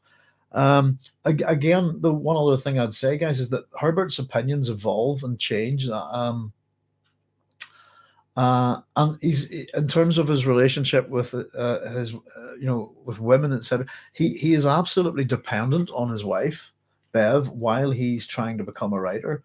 It's her that runs the household, keeps him going, and backs him and supports him. She is the power behind the Frank Herbert throne. Make no mistake about it. He wouldn't have written Dune. Dune would not appear to be anything like itself, I think, if it wasn't for Bev. And again, so it's a big female influence on his life, I think. It's a religious one, certainly from his maternal aunts and so on. But I think it's tempered also by, I think his Germanic uncles are slightly agnostic in that temperament. And you can see how he turned out himself, I think. But no, I'd say that if you're a misogyn, I'm a misanthrope. Who was it was asking? Was it Joseph? I'm a misanthrope. That means I hate mankind, but technically the word means that I hate men. Take your pick. But my wife is a misogynist. She doesn't like women at all, so she hates them. So we covered the full, but it's quite the full spread of that, if you like. But technically, misanthropy to me covers the hatred of men and women. It's humanity, And I try to be a nice misanthrope. I quite like the term, I suppose, but I'm not a fan of the human race at all. And I suppose individuals work in a good way, I suppose. But I don't mind individuals, but I don't like groups or mobs or political parties or mobs, and they don't think like individuals. Let me just catch up. We're running off a bit from our book club, but let me just catch up, folks, and we'll get on with things. Um, Not that that's a problem. We're here for a bit of a chat about Dune, aren't we? Howdy, I feel the feudalism is. Rolando Sada says, Howdy, I feel the feudalism is a tool to ensure the control of travel tied to the lands, the planets, or for lords like the freedom to move in feudalism. I'd argue people wouldn't move around too much back in those days. You get the sense that things like we have in Ireland as sort of subsistence farms uh, for a long time. In fact, our landlords are still as dodgy as they were 100 to 200 years ago.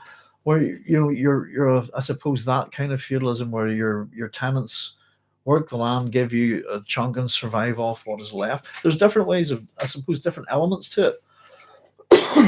But feudalism ultimately is ruled by the power of the sword, power of the weapon. Take your pick. And it also includes a religious element. I would add that your status and place in society is dictated, and it needs you need to give people a reason to understand why they should stay in their place, and that's often religious.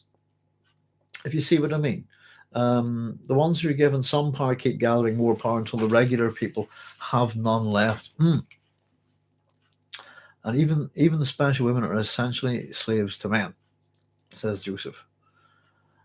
The way Jessica's portrayed here, this is a very special woman. That what the Baron is saying to Piter about her. That she's a symbol of power as well, and I think there's a very, very interesting point that I'd argue that Jessica might be a symbol of power to men, but to other women, to herself, she is powerful. And they are not. So it's about there's perceptions of power here. But I suppose fundamentally within feudalism, the society here is called the Pfeifferlikes feudal system, and in that sense, if it's a perpetuity of the kind of if you're a carpenter, your father will be a carpenter, this kind of thing, and so it builds up lines of tradition. I suppose skills that are passed through families and things like that as well. There's certain aspects to it, but then at the same time you get stagnation and you don't get social movement. So I think somebody was in control of travel, social movement, this kind of both actual mobility and in terms of within your station in society.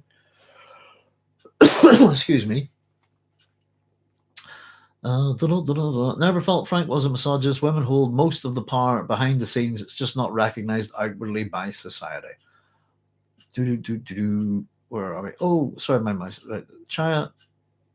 Joseph says, China, the entire system is male preference based. The emperor laments not having a male heir. Being behind the scenes is essentially being in the kitchen. Well, he does lament it, Joseph, but the whole point is the Bene Gesserit have created that situation. It's because he doesn't have a male heir, is because they want to line someone up to put them on the throne to a daughter. They are going for control of the throne. And whenever we get through it, you'll realize that even whenever we get to the end, you'll realize whenever we see what's been done to Feyd-Rautha, what's been done to Howard, the men have no chance at all. Unless they all cut, men could all go deaf, in which case I still think they'd have a bit of a bother with it, But no, the power behind the throne is that if you're going to attack someone, you'll attack the person on the throne, isn't it? That's what the Bene Gesserit understand. To be one step behind the highest level of power is to be away from attack or direct attack, if you see what I mean. Prime ministers and presidents come and go, but they're the civil services and things like that remain. It's one of the reasons why we know quite a bit about things in antiquity. For example, Troy and various things like that. The Hittite Empire to the right, if you like, east, sorry, of Troy, maintained really had a civil service, and we have some of their records survive. Is there, if you see what I mean, whereas not much about their kings and so on lives, but the records of how they did business with great kings and so on, I think, survive.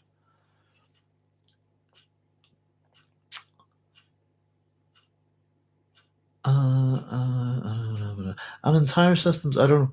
I think the world's made up of lots of little microsystems and so on and so forth. We're all different in each of our countries, how we run things. Fact of non-verb says Agnes Nutter means overly religious or following a silly interpretation of a known religion. That's absolutely correct. I had one come to my grandmother's funeral once. We had to ask her to leave very politely, firmly, and she didn't have a choice in the matter. It's yeah. Is there a character from? Is it one of the Terry Pratchett? Is it Terry Pratchett books? I think, but I think Agnes Nutter a real person historically, if I'm remembering correctly, or something like that. But that it's just a fun, yeah, a person like that who it would be a overly religious female of a certain age who will go absolutely bonkers, and in a very inappropriate manner. Often at a solemn occasion or something like that. That's an Agnes Nutter over here, as to me. Yeah. Loving her take on the great schools that push human ability hide their power behind feudalism. The Bene Gesserit rule behind the scenes exists only to serve, so they say. The Hylax who hide behind prejudice, and the Guild hide their spice. Well, you'll have a great weekend. See you all Sunday, Babs says. See you later, Babs. Thanks for joining us. Joe, the Bene Gesserit rule as administrators, teachers, advisors, their motto, wield the power, but never be seen to rule. If the real Jesuits have an official motto and an unofficial one, don't they? Ad majorem Dei Gloria is for the greater glory of God, but their unofficial motto is give me a child before the age of 7, and you can do what you like with them afterwards. Is an appalling statement, isn't it? Right, let's see. Let me have a running down. We're catching up, folks, and we'll get cracking. Bye, Babs. Thanks, Mono, for an exceedingly powerful group of superwomen stay in the kitchen. If the rest of the house is on fire and all the weapons are in the kitchen, fair enough. A commentator suggested that Chris Gibson says a commentator suggested that Harry Enfield character Mr. William Ulster. I know it. Mr. William Ulsterman would be elected if he stood in East Belfast. Mr. Ulsterman is a very real, yeah, it's a very well observed. That's what they're like. Yeah, but yeah, hating humanity is logical. But it's also a waste of time, isn't it, Joseph? That's the problem with it. Another symbol of power is a ring, flag, house, seal, all things, object. Yeah, generally as long as it's put over people, I think.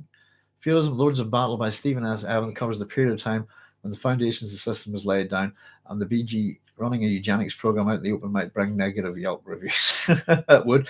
Agnes Nutter and Good Omens, that's what I was thinking of. Seem to recall the book we called An Accurate Prophecies of Agnes Nutter, which, there you go. I'm laughing at that. That's correct, Chair. That's where I'm remembering it from. I knew there was a literary character, but I'm wondering, is there a real Agnes Nutter who was a witch, though?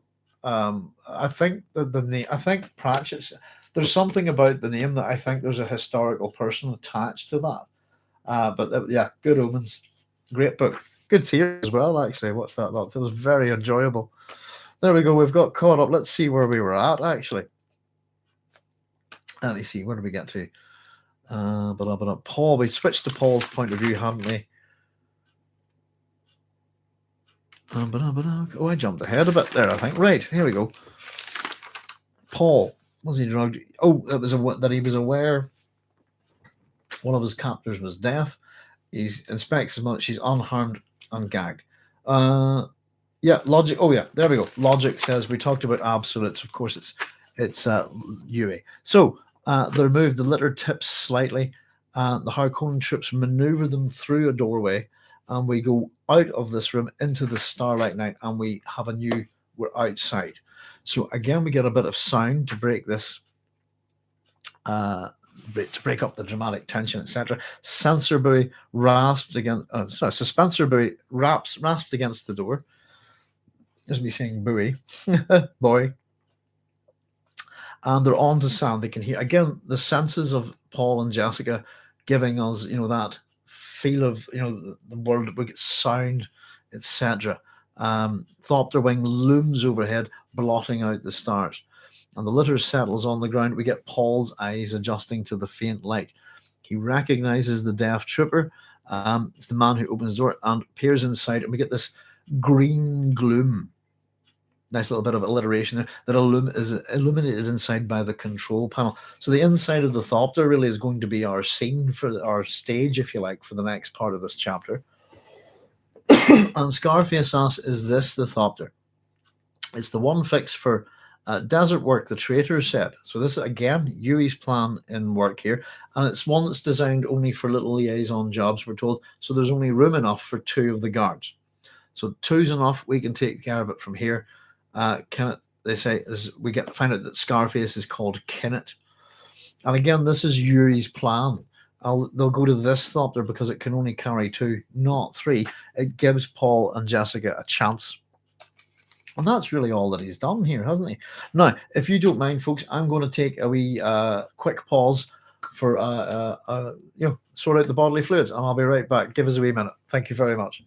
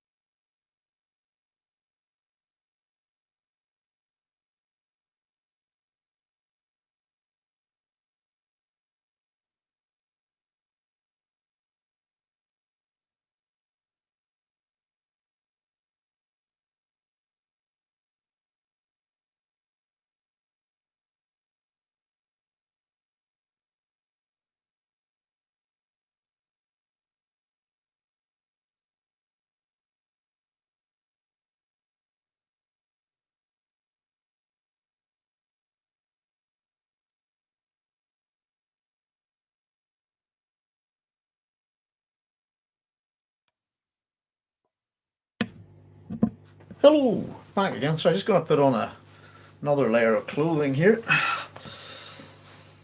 Oh dear, because it's cold. It's cold outside and there's no kind of atmosphere, and I'm all alone, more or less. Whoa.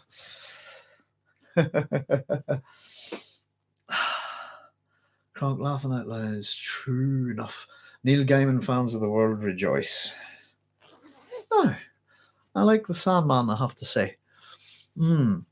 Been reading the Sandman for a long time, but yes, it's sad to see old Terry Pratchett, but that was a very good crossover, Terry Pratchett and Neil Gaiman, wasn't it? The Good Omens, very funny book. I thought the TV series that came out recently was excellent. Really enjoyed it. Oh, right. Let's see. Where did we get to? Oh, right. Yeah, the Harkonnen troopers. Okie dokie. Red Dwarf, yes, indeed, Brad. We've got the wife watching Red Dwarf, and we're up to season 7 where it went a bit rubbish, but we've been enjoying it. Just going through it there recently, so we're working. It's been on Dave, isn't it? Hasn't it? Sorry, one of our sort of UK Freeview channels. It's moved there, and I think there's been about 2 or 3 new sort of series that I haven't seen, so we'll have to check it out. But yeah, I used to love Red Dwarf, but yeah. Interesting, it had a bit of a revival for a while. They did that sort of Blade Runner type thing, didn't they? Soul. But yeah, enjoying Red Dwarf at the minute. I'm just remembering Smegheads and Smoke Me a Kipper, I'll be back for breakfast. All of this kind of very, very funny, stupid show. Quite smart show, I think, actually, in many ways. So we have these 2 Harkonnen troopers, 3 Harkonnen troopers in total, with one of them being deaf, as a defense against the voice. and they're being moved out onto the ground into this thopter. We get this little bit of banter between the two troopers and the deaf trooper, we've known as Scarface. They call him Kennett. So we're going to sort of see a little interaction between Kennett and Zigo as we go here, who's one of the litter bearers here. So the Baron says to make sure I need to go along this kind of thing. Why worry? Well, she's a Bene Gesserit witch. They have powers. And I thought, interesting, they made the sign of the fist at his ear. Excuse me, one of them, eh? Know what you mean? So there'll be worm meat soon enough, we're told. Not even a Bene Gesserit has powers that can deal with this kind of animal, the worms. Seagull. So they're kind of deciding who's going to go. Don't suppose even a Bene Gesserit witch has powers over one of them big worms. Seagull. So we've got these two names, the litter baron, and we get a little bit of banter back and forth with them. And I think, interestingly enough, I suppose that there's something a little bit, the precious bodily fluids, absolutely factor. There's there's something a little bit of the Shakespearean clowns, if you like, if you know what I mean. Clowns, grave diggers, that kind of thing. Sort of R2, D2, C3PO type minor characters. Well, maybe I shouldn't have said that, actually. Maybe not quite right. But yeah, there is something about the Shakespearean clown, and I don't mean a clown in that sense, if you know what I mean, about these two. And so we get a little bit of the action moving along, and they decide that they're going to invite Kennett along because he's Seagull, and Kennett's going to go, nice of you to invite me along. So a wee bit of banter between these two Harkonnen troopers as they get basically Jessica and Paul loaded into the ornithopter. So Jessica felt herself lifted, the wing shadows spinning, stars. She was pushed into the rear of the thopter, her crimscale fiber bindings examined, and she was strapped down. Paul was jammed in beside her, strapped securely, and she noted his bonds were simple rope.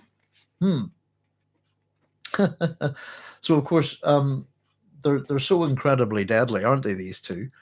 And I just put, if again, he's not gagged.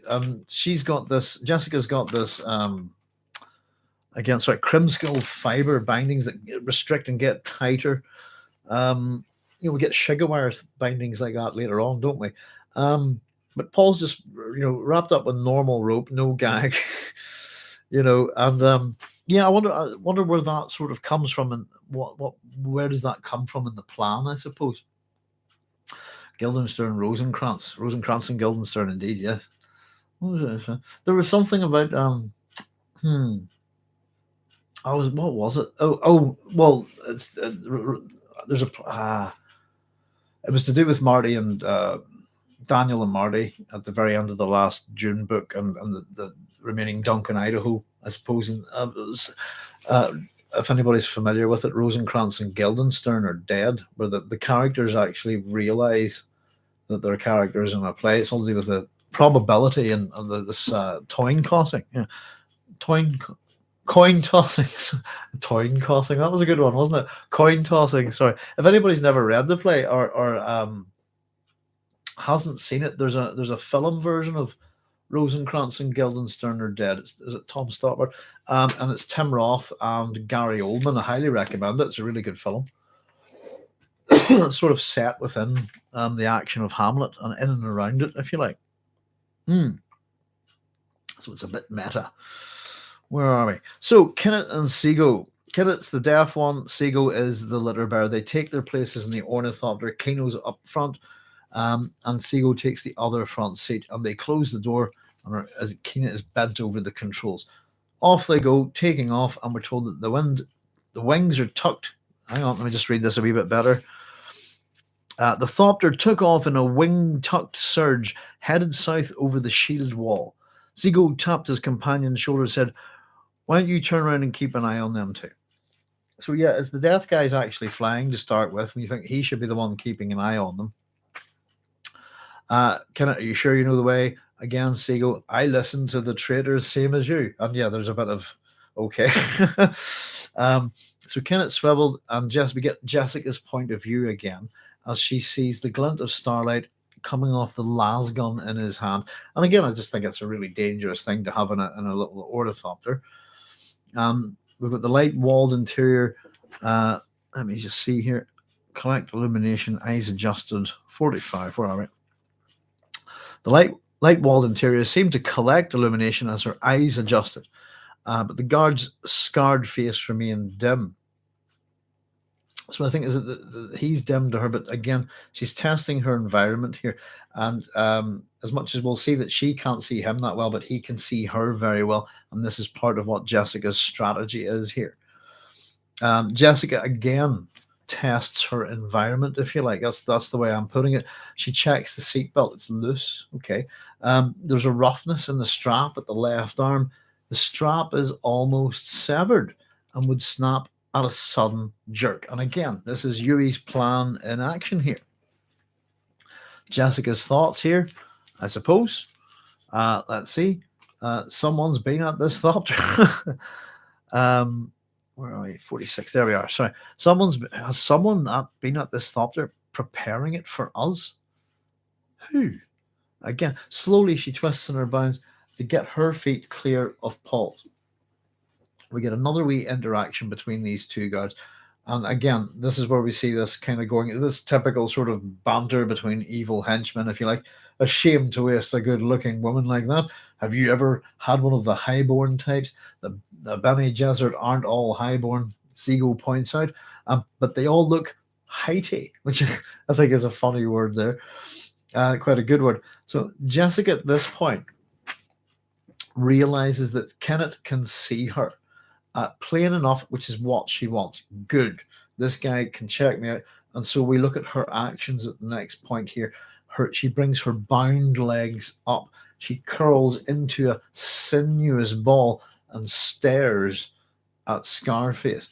And this is her bringing the Bene Gesserit set of seduction skills, a body language, if you like, even to this.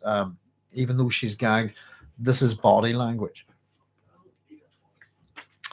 48. Let's see. You thinking what I'm thinking? Again, this kind of evil banter between evil henchmen.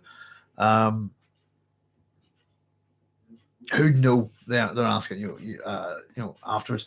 We're not going to maybe never get a chance at raping a highborn lady again. This kind of thing. And here we get Paul's beginning. This is where the mother and son act not quite in unison, but they're acting together and they're working together. Paul intercedes here. He's got a voice available to him, so he uses it. You lay a hand on my mother. His voice grated. He's glaring at Scarface, so they're both staring at him. And we get the response from Seago. Cub's got a bark. But he ain't got no bite, though. He can make a noise, but he's got no teeth. Let's see. So Jessica's thoughts again, and this is her analyzing and having a look at Paul's use of the voice here. He's pitching, Paul's pitching his voice too high. It may work though, and I think what Paul does there is just let me see. Paul intercedes.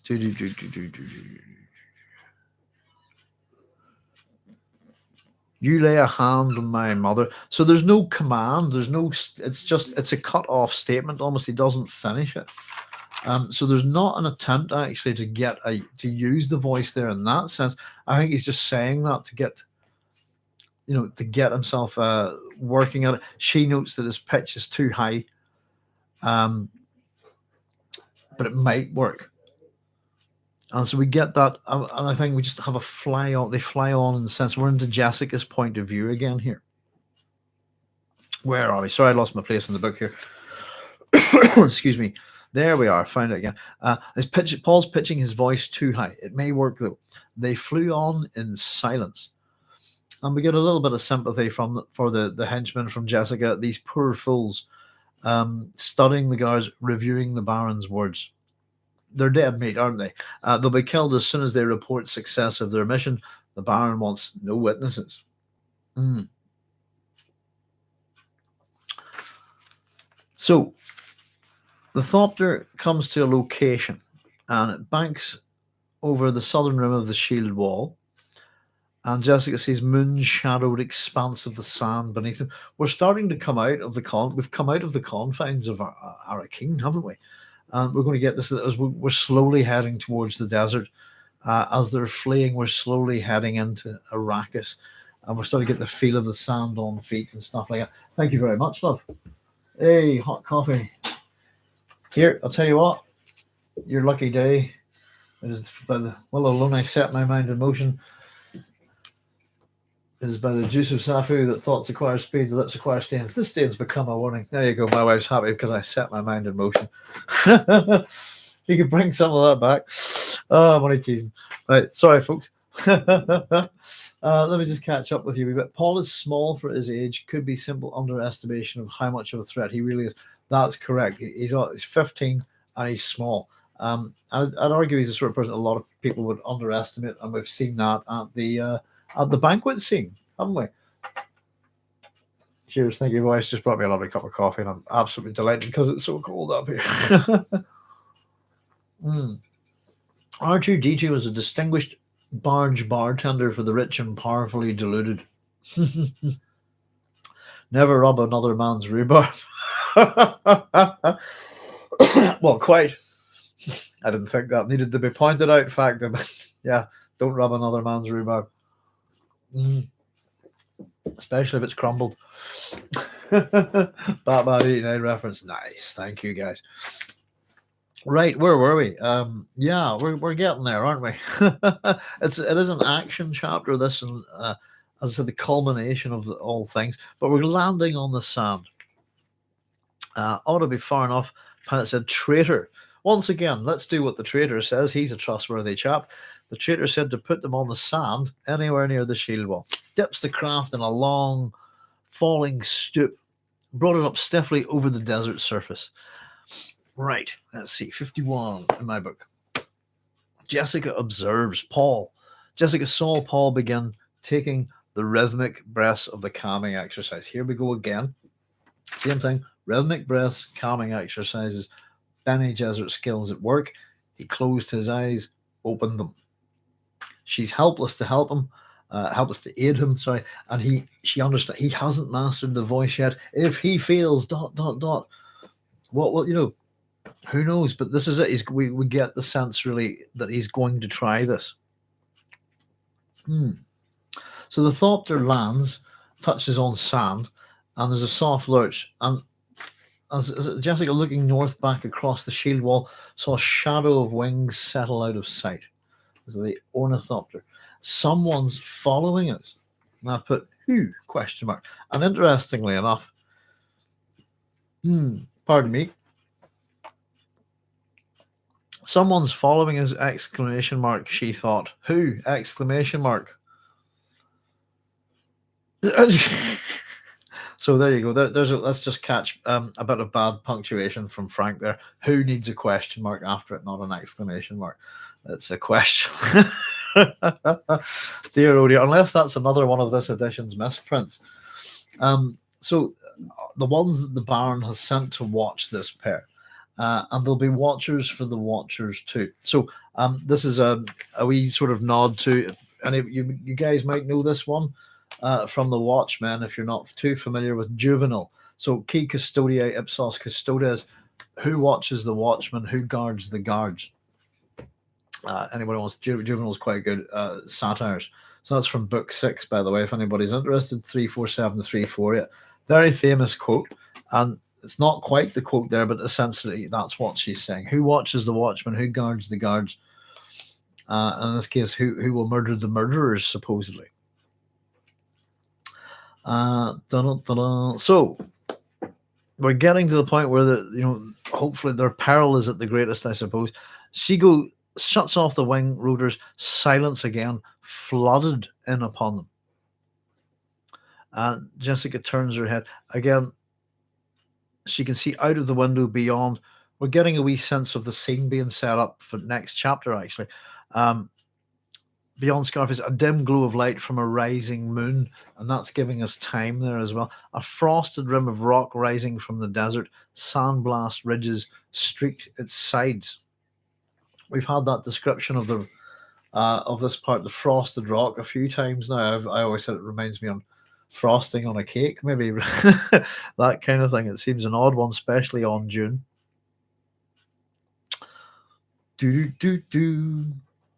And yeah, it gives us a little bit more detail. We're going to starting to build up all the things that that have been building up, leading towards the culmination of the Baron's plans.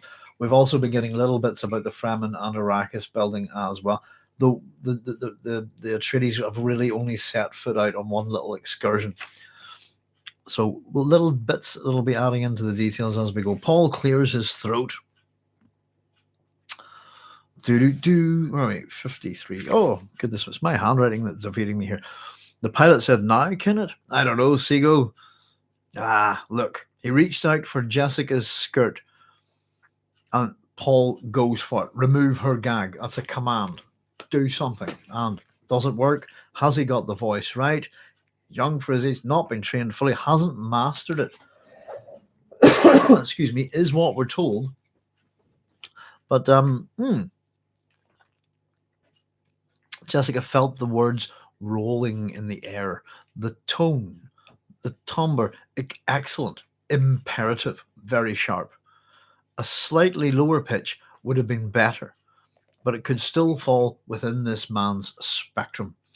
We're starting to get a sense of how the voice works, aren't we? Excuse me. There's different aspects to it, but registering a person, very much a part of it.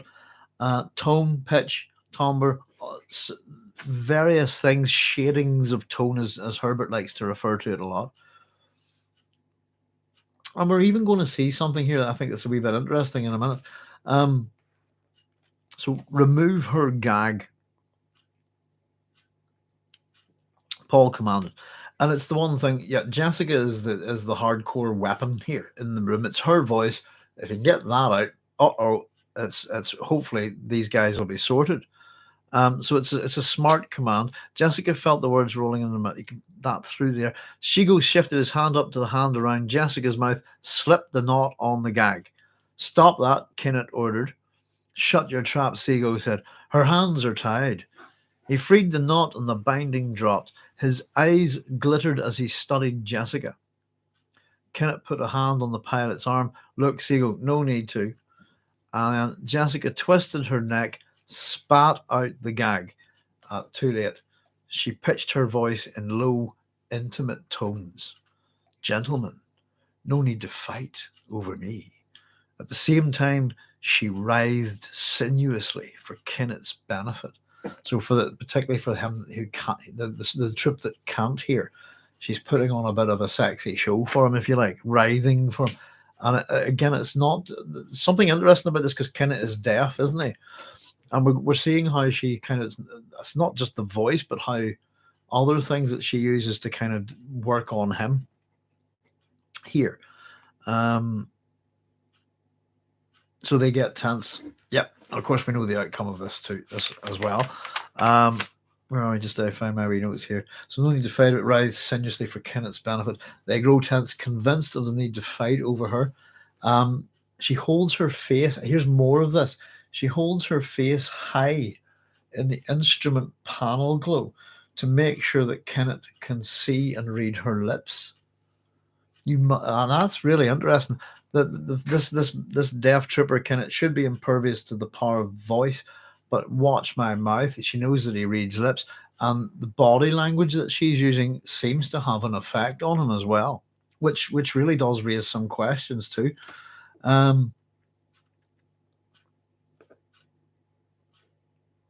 Yeah, you mustn't disagree. Is any woman worth fighting over? I think this is the nice wee bit of writing here by Frank. By uttering the words, by being there, she made herself infinitely worth their fighting. It's her presence that's and the way she's moving, even though she's had her hands and feet tied, she's been gagged, not been able to use this voice. This is a Bene Gesserit at work here, and even one at a real disadvantage. And these guys are doomed, aren't they? They haven't a chance. But again, very much like a siren, I suppose, from Greek mythology. So seductive that it'll lure men to their deaths. And again, we get Paul forcing himself here. Paul clamped his lips tightly closed, forced himself to be silent. His mother's at work here, and he needs to let her work. There had been one chance for him to succeed with the voice. Now everything depended on his mother, whose experience went so far beyond his own. Again, the insight that Paul has compared to his father, for example, is that my mother's working here and to save our lives. She's got the skill set. I don't. Let her do it. Shut your mouth. That's what he's telling himself, forcing himself to not jump in and be a man, that kind of thing, that kind of nonsense. So we'll have to have a chat about the Dune at the Oscars maybe tomorrow night on the science fiction show. That should be interesting. But yes, so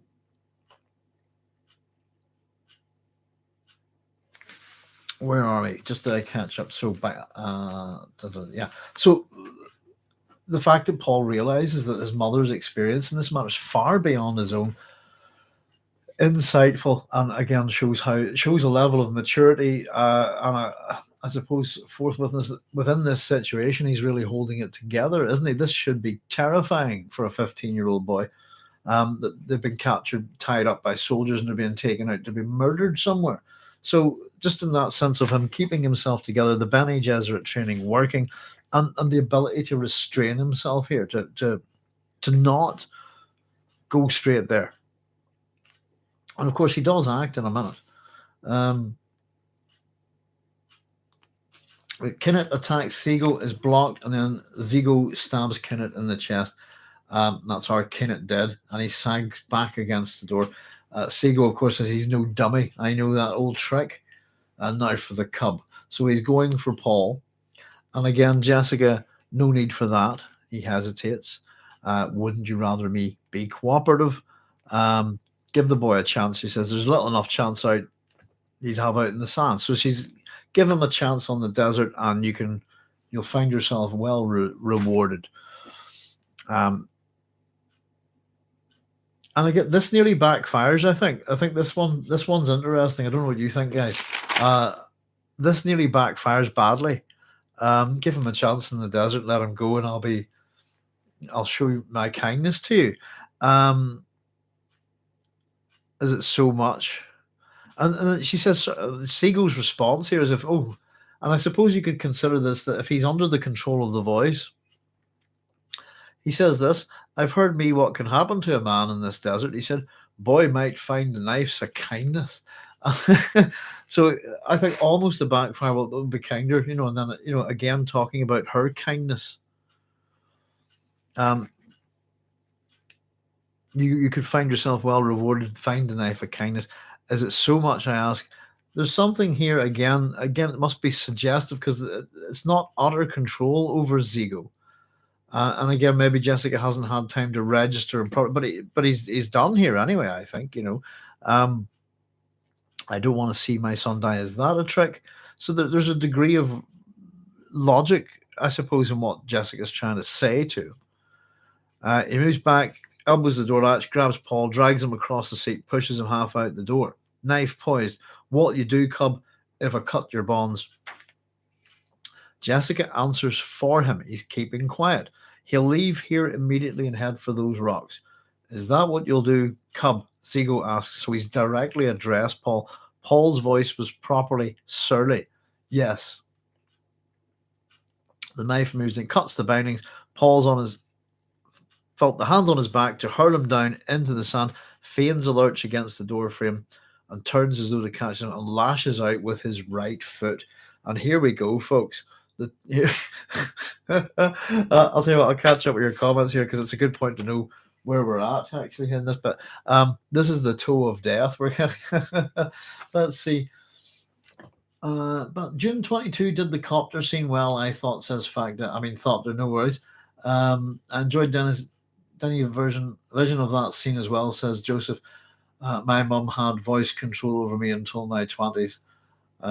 Judge Dredd's a great character to look at for voice control, I have to say. The old Judge Dredd stories. Harry Anfield in America shows in 1970s Archie Bunker from All in the Family. American shows in 1970s Archie Bunker. Archie Bunker.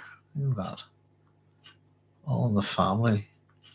Harry Anfield, yeah, he's very, very good. I have to say he's been around for a long time. But yeah, Mr. Ulster is not. It's not a character he's done too often, but it's very spot on. What was it? I used to do one about these heroes. Was it with she-woman cat type thing and stuff like that? Harry Anfield is excellent. I think. Yeah, very good comedian. Yeah, a lot of good shows. Him and what was it? Used to this the Wayne and Waynetta Slob. The Slob family are pretty good, and yeah, he's pretty sharp, I have to say. I like the ornithopters in Dune. The only thing I thought was that they weren't ornithopters. And if you have a look, guys, and I just thought that was quite bad. If you want to go with the ornithopter thing, why not make them ornithopters? There are real ornithopters about now, robotic ones, and they fly like birds. And I just thought that the ornithopters in and Denis Villeneuve's Dune looked like dragonflies. In fact, I thought they looked very like dragonflies, to be honest with you. And that was really it. I just didn't think. I thought I got the whole thing. I thought the way they worked was very good, and I was quite impressed by the special effects and the flight of them all. But I just didn't think they flew like birds, which is what an ornithopter does. But yeah, and I suppose big congratulations to the film on winning 6 Oscars. Special effects and all that, very well deserved, I'm sure. But yeah, and it was, yeah, they look pretty good on the screen, actually. The first time I looked at Dune, though, was that scene where the ornithopters going across the sand, and I was looking at it on a small screen, and we didn't actually notice them. I still think there's a few things that Hollywood can learn from that. Excuse me one wee second, folks, when I grasp about here, looking for something. Bear with me a wee tick. There we are. Looking for my old tobacco pouch. Excuse me. So yeah, I think this bit is I think this bit is borderline hilarious. So Zigo cuts Paul's bonds. Paul performs a feint, lashes out with his right foot, and I have just put the toe. It is a precision strike. It is a credit to the long years of training that focused on this instant. Every muscle cooperated in the placement of it. I think this is brilliant. This is the tip of Paul's toe. Excuse me. Let's just read it, shall we? The knife moved down, slashed the bindings of his legs. Paul felt the hand on his back to hurl him down onto the sand, feigned a lurch against the door frame for purchase, turned as though to catch himself, lashed out with his right foot. The toe was aimed with a precision that did credit to his long years of training, as though all of that training focused on this instant. Almost every muscle of his body cooperated in the placement of it. The tip struck the soft part of Zigo's abdomen just below the sternum, slammed upward with terrible force over the liver and through the diaphragm to crush the right ventricle of the man's heart. Sorry, what a toe. What incredible part. Now, there's a scene that I would love to have seen filmed in Dune, and that they could have done a real sort of, slow. There's a film, I think, what was it? A long time back. I can't remember the name of it for the life of me. Was it Kiss of the Dragon or something like that? And whenever somebody sort of makes a wee move, it cuts to the skeleton, does a special effect and shows you the organs getting damaged inside, that kind of thing. Excuse me. That reminded me of that. And I get it. It's the ultimate control, I suppose, of mind over the human body. That the Bene Gesserit have trained Paul to do. He's had a toe available, and what a deadly toe.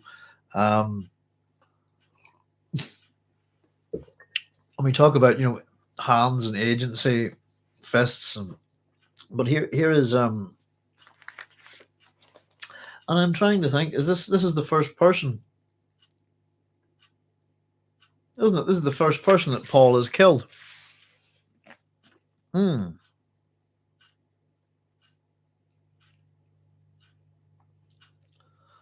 With one gurgling scream, the guard jerked back across the seats. Paul, unable to use his hands, continued his tumble onto the sand, landing with a roll that took up the force and brought him back to his feet in one motion. He drove back into the cabin, found the knife, and held it in his teeth while his mother sawed her bonds. She took the blade and freed his hands. So you get a wee bit of a discussion of their strategy here.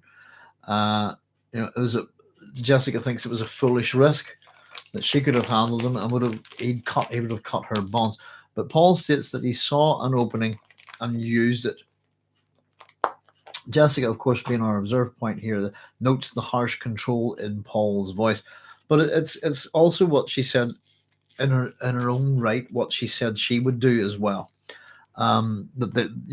Observe, take time, be calm, wait for an opening, wait for an opportunity to act, this kind of thing. So I think Paul's restraint here has been pretty good in terms of when to act, and he has let his mother take the lead, but absolutely he sees an opportunity and takes the guy out with his incredibly deadly toe. And I think it's very, very impressive. And there's there's what can you see it there? There's on the bottom right. There's the toe of death. I've called it.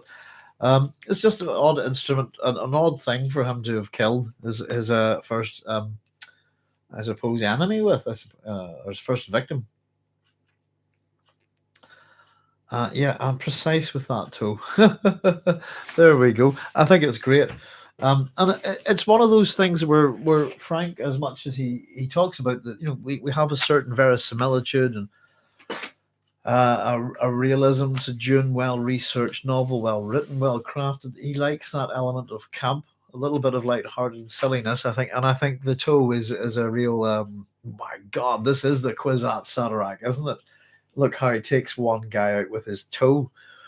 I think it's kind of amusing.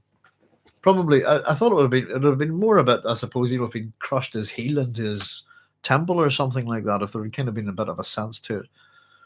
But it's a very powerful toe, and all of his energy focused pranabindu training, if you like. They get a wee bit sort of shirty with each other. I could have handled them in a funny way, but I saw the opening and used it. Harsh control in his voice, and then we get told Yui's house sign is scrawled on the ceiling of this cabin, and Paul looks up and he sees the curling symbol. I wasn't too sure what Yui's house sign would be. Let's see, where are we? Hang on. Oh, hang on. I'm trying to figure out what I've drawn there. I haven't done all my color there. Have a wee look. I've gone with that there, folks. If you see what I mean, just a kind of little spiral or something like that, possibly, which kind of makes sense for some reason to me. The curling symbol. So Jessica says, "Get out. Let us study the craft." Again, wants to check her environment around. There's a bundle under the pilot's seat. I felt it when we got in. Again, the level of awareness they have. Bomb? Asks Paul. Doubt it. There's something peculiar here. So Paul leaps out. They study the craft. Something peculiar. Paul and Jessica leap out on the sand. Jessica grabs the bundle and finds it's got covered in Zigo's blood. A waste of moisture, she thought. And we pointed this out before when she talked about water. When she was talking about Peter de Vries and he's water fat, that kind of thing, that her thinking was Fremen, which we thought possibly a bit out of character, really, for someone who's just arrived here, or maybe it's the preoccupation with moisture that she's had since she's been on the planet. But waste of moisture, she thought, knowing, and this is the thing, we've probably been thinking this, but she knows this too, and this is Frank telling us. Knowing that this was Arakeen thinking. She's not thinking like an Atreides from Caladan anymore. Water, the preciousness of water, is the most important thing on Arrakis, and her thinking is that way. Paul stared around them, saw the rock scarp lifting out of the desert like a beach rising from the sea, wind-carved palisades beyond. He turned back as his mother lifted the bundle from the thopter, saw her stare across the dunes towards the shield wall. He looked to see what drew her attention, saw another thopter swooping towards them, realized they'd not have time to clear the bodies out of this thopter and escape. "Run, Paul," Jessica shouted. "It's Harkonnens." And there we go. And at the end of this chapter, that's actually giving us a good little bit of tension, immediate threat, suspense, action, possibly what's coming next. It almost does feel like a tune in next week to find out what happens to Paul and Jessica. It's a good little bit of a cliffhanger there. And of course, we're going to shift the action back to the next chapter that we'll have a wee look at on Sunday is nice and short, actually. So that would be a bit of a chance to have a wee look through that. And then we have one good chunky chapter more, for chapter 21. And then we're into, by the looks of it, two more chapters then. One short, one too chunky, one's left, basically. And then we're into book 2 of Dune Muad'Dib. So an awful lot of action. The narrative is being driven forward by a lot of the things that have been set up for us. And really the main thing is we've got the separation of Paul and Jessica, how they're operating, how they're surviving here. And we're starting to get a shift outside of the city, outside of the mechanical world of the men in the cities, etc. We're heading out into the desert. We're heading out into Arrakis a little bit at a time. We're going to take a wee bit of a stop back there next chapter, but slowly and surely we're heading these two characters out into the world of Arrakis, and we're going to go with them. Everything you could want in a cliffhanger. That's it. Trips behind. It's very reminiscent of one of the old. I think this kind of chapter very reminiscent of one of the old Buck Rogers, Flash Gordon kind of Saturday morning serial type things. What was the other one? Is it City Beneath the Sea? There's one that's underwater that I think is brilliant, and it had proper cliffhangers in that they drove off a cliff at the end of one week, and the next week they wouldn't. But you go, I thought that car went off that cliff. No, it was okay. We turned left at the last minute. I think the problem with the old cliffhangers was that some of them were quite good, actually, and they worked to kind of make them work, but otherwise they just went. I think they relied on the fact that it had been a week since you'd been to the cinema, and maybe you didn't remember it properly. But you always go, I don't remember them not driving off the cliff last week. Surely everybody drove off the cliff last week and there was an explosion. Next week, no, they just stayed on the road. That didn't happen. But yeah, it's a great chapter, this, and the only thing I think is a bit of a pity about this, and I suppose he's keeping them a wee bit. We want to reel out our villains a little bit at a time, but the Baron and Piter turn up here, and I'm one of these people that always wants a bit more from their villains, if you like. And I thought what they're doing here is a very good extension of the chapter 2, where we encounter Baron and Piter initially, and get the whole plan. So there's an awful lot here. It's just pretty much. We get to see Bene Gesserit's skills on display a bit more than we have done.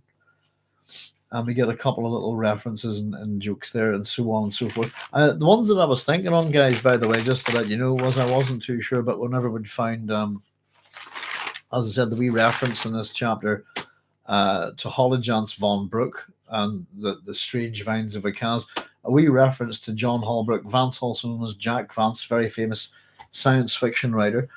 And I actually was wondering, it's the two names of the guards,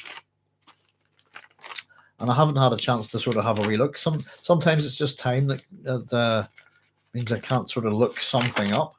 I thought that was really great. Chaya, by the way, popping in with that one about the plant. tonight that I scribbled down just because I didn't have it there. So hafaf is the Hebrew verb for to surround or enclose protectively, which is quite interesting. We end with a palisade in there, don't we, as well? So yeah, the two guards, Kenneth and Zigo. I've been wondering about that, and I'm wondering, is there an anagram in there? Possibly not. I think it was Kenneth, Knight, Ken. I don't know. Must have a wee nosy, but it's just a thing that you can point out, folks, is that there you go. You have your author actively putting little jokes and hidden anagrams of other science fiction writers' works in it. And so I think I have a wee list of some stuff like that. Maybe I do know there's a reference to it somewhere, and I think it would be interesting to have a wee nosy. But there we go, chapter 19. That's quite a detailed one.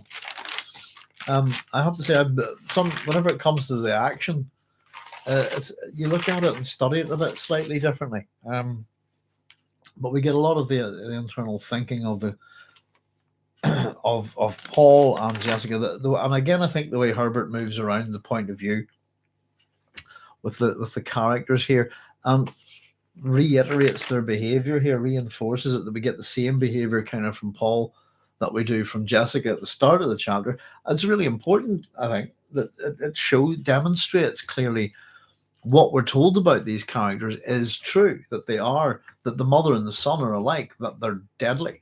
And by the time we've come out of this, we have,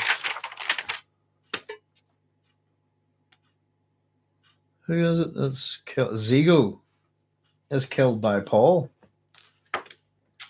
And I must check something, but for a minute I'd almost forgot that. Aren't we told that we're going to have to have a look at Janus, aren't we? Because as far as I could remember, I thought Janus was the first person that Paul had killed, and he's not. It's Zigo here who gets killed by Paul. With his toe, which I think is hilarious. There you go, folks. It's the midnight. It's the witching hour is upon us, and yeah, it's been a long one tonight. I must check up on the whole GMT thing. I think we're into GMT +1, which is British summertime, but we'll go with 9 o'clock at whatever time it is in London. But I was just looking at all the different times that we can use now. Which is kind of silly, but there we go. Thanks very much for joining us again, folks. Sorry about the wee bit of a delay last week. As I said, we've had a bit of life happening to us with our wee doggy, and it seemed all to be very, very heavy, and the kind of lacking hope and all of this kind of stuff. But she's pulled through wonderfully, and we're just very delighted. So thank you for your patience. And it is good fun getting on with this book because it is a chunky book, isn't it? Let's see, that's where we're at. We're getting there. I suppose as much in coming up to the second part of Jim, we're getting not too far off, a couple of 100 pages in. And I suppose whenever we're done once we get through each of the 3 books within Dune, we will take very quickly, we'll take a good night, probably each, to take a good chat about the different appendices in Dune, and maybe have a wee look at those in detail and see what there are lots of wee fun facts and clues and things like that hidden there, I think. And I said we saw that sneaky little joke about Jack Vance just as an author of a book within the Imperium. I must have a good nosy. I look forward to having a good nosy through it, actually taking a detailed eye to it, because the terminology of the Imperium, it is one of those things that you kind of flick to every now and then in the book, when you see something like that. And I absolutely think it's a travesty that the terminology of the Imperium should be in all of the books. I think all 6 Dune books, at least. Just we get a lot of these words, I think, and it's nice. I suppose as you go through it, it's familiar, but particularly there's the odd term now and then that you might not remember or want to refresh your memory, especially if you're at God Emperor of Dune or something like that, and you're thinking back to what on earth was that? As I dare say, as Frank as an author probably provides a bit more of that stuff, but it does help lend a bit of verisimilitude to the story. So very much, yeah. The outstanding part of this chapter for me was the toe of death. I think was great fun. I don't know what you guys think about the toe and its lethality, but it's certainly worth pondering. And I still think it would make a great scene in a film if you did it in slow motion. But I think it would garnish more giggles. I think maybe than seriousness. It's impressive, isn't it? But it's because it's a toe, it's hard to take seriously. But there we go. Randall says, "Thank you very much.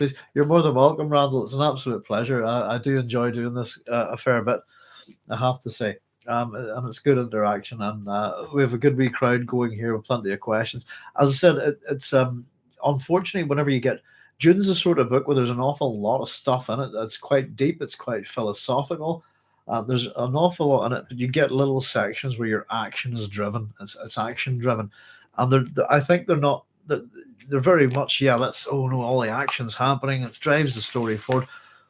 There's kind of less to talk about, if you know what I mean. On them, they're a wee bit less there's not as much to engage with, I think, whenever you're getting just straightforward action. But the story has to move, and Frank provides so much of that stuff that we can really analyze and question, and he's always trying to subtly educate us without ramming stuff down our throats, as he always said. And I think that's the thing about it. But whenever you get the big action chapters like this, and doesn't seem that action orientated, does it? But to me, it is. It's a strong action chapter. It's just there's less of those wee ideas, etc. in there. And whenever the narratives, whenever we're kind of getting character interactions, so it's the characterization that I think is one of the strongest things in Dune. That's where we get a lot of Frank's ideas sort of seeping out, you know. So no problem. And look, there's Cosette saying hello, everyone, and goodbye, everyone. Hi, Cosette. Thanks for joining us. I'll catch you later. Bye, Cosette. Excuse me. I've been listening on the Roku throughout. I'm glad for your baby's doing better, docs. Thank you very much for your messages, Cosette. Yeah, she's doing well. And in fact, my mother too, dolls. Listening on the Roku throughout. I'm lost there. I don't know what that is. Cosette star Sloan. Oh, better not doing better docs. No worries, got you, Cosette. Sorry, I fall on that. Yeah, she's doing well, and we've had her out for a walk as of yesterday and today. She's had a wee walk just around, not too far. The worst wee thing, Cosette, is just sadly we think the dog's lost. I think it's affected her eyesight as well. So we think she's nearly blind, and she wasn't before. So it's just one of those things, you know. Cosette says this is still my favorite channel. Oh, thank you very much, Cosette. We're low key, small, and hardly noticed at all. That sounds like a wee rhyme, doesn't it? We're low key, small, hardly noticed at all, but we have fun doing it, and it's worked through our Dune books, and we'll have to start getting at another video soon, you know. But in the we're trying to take it a wee bit easy and pace ourselves, just because we've had a bit of a life transition here, a bit of a change, and we need to make some adjustments to accommodate having quite an elderly blind doggy, pretty much. But there you go. But listen, thank you very much. It's really kind comments, guys. Thank you. I really do appreciate it. And as I said, I really did appreciate all the lovely comments about our dog Bonnie. We genuinely thought she wasn't going to make it, and we're absolutely stoked here, and we're so surprised and absolutely delighted, you know, that she's still with us and that she's happy. So there we go. Happy coming weekend. Happy everything to all of you folks. Yeah. I'll tell you what, we'll pop on tomorrow night to have a wee chat, do your Science Fiction Friday, and have a wee natter about a few things.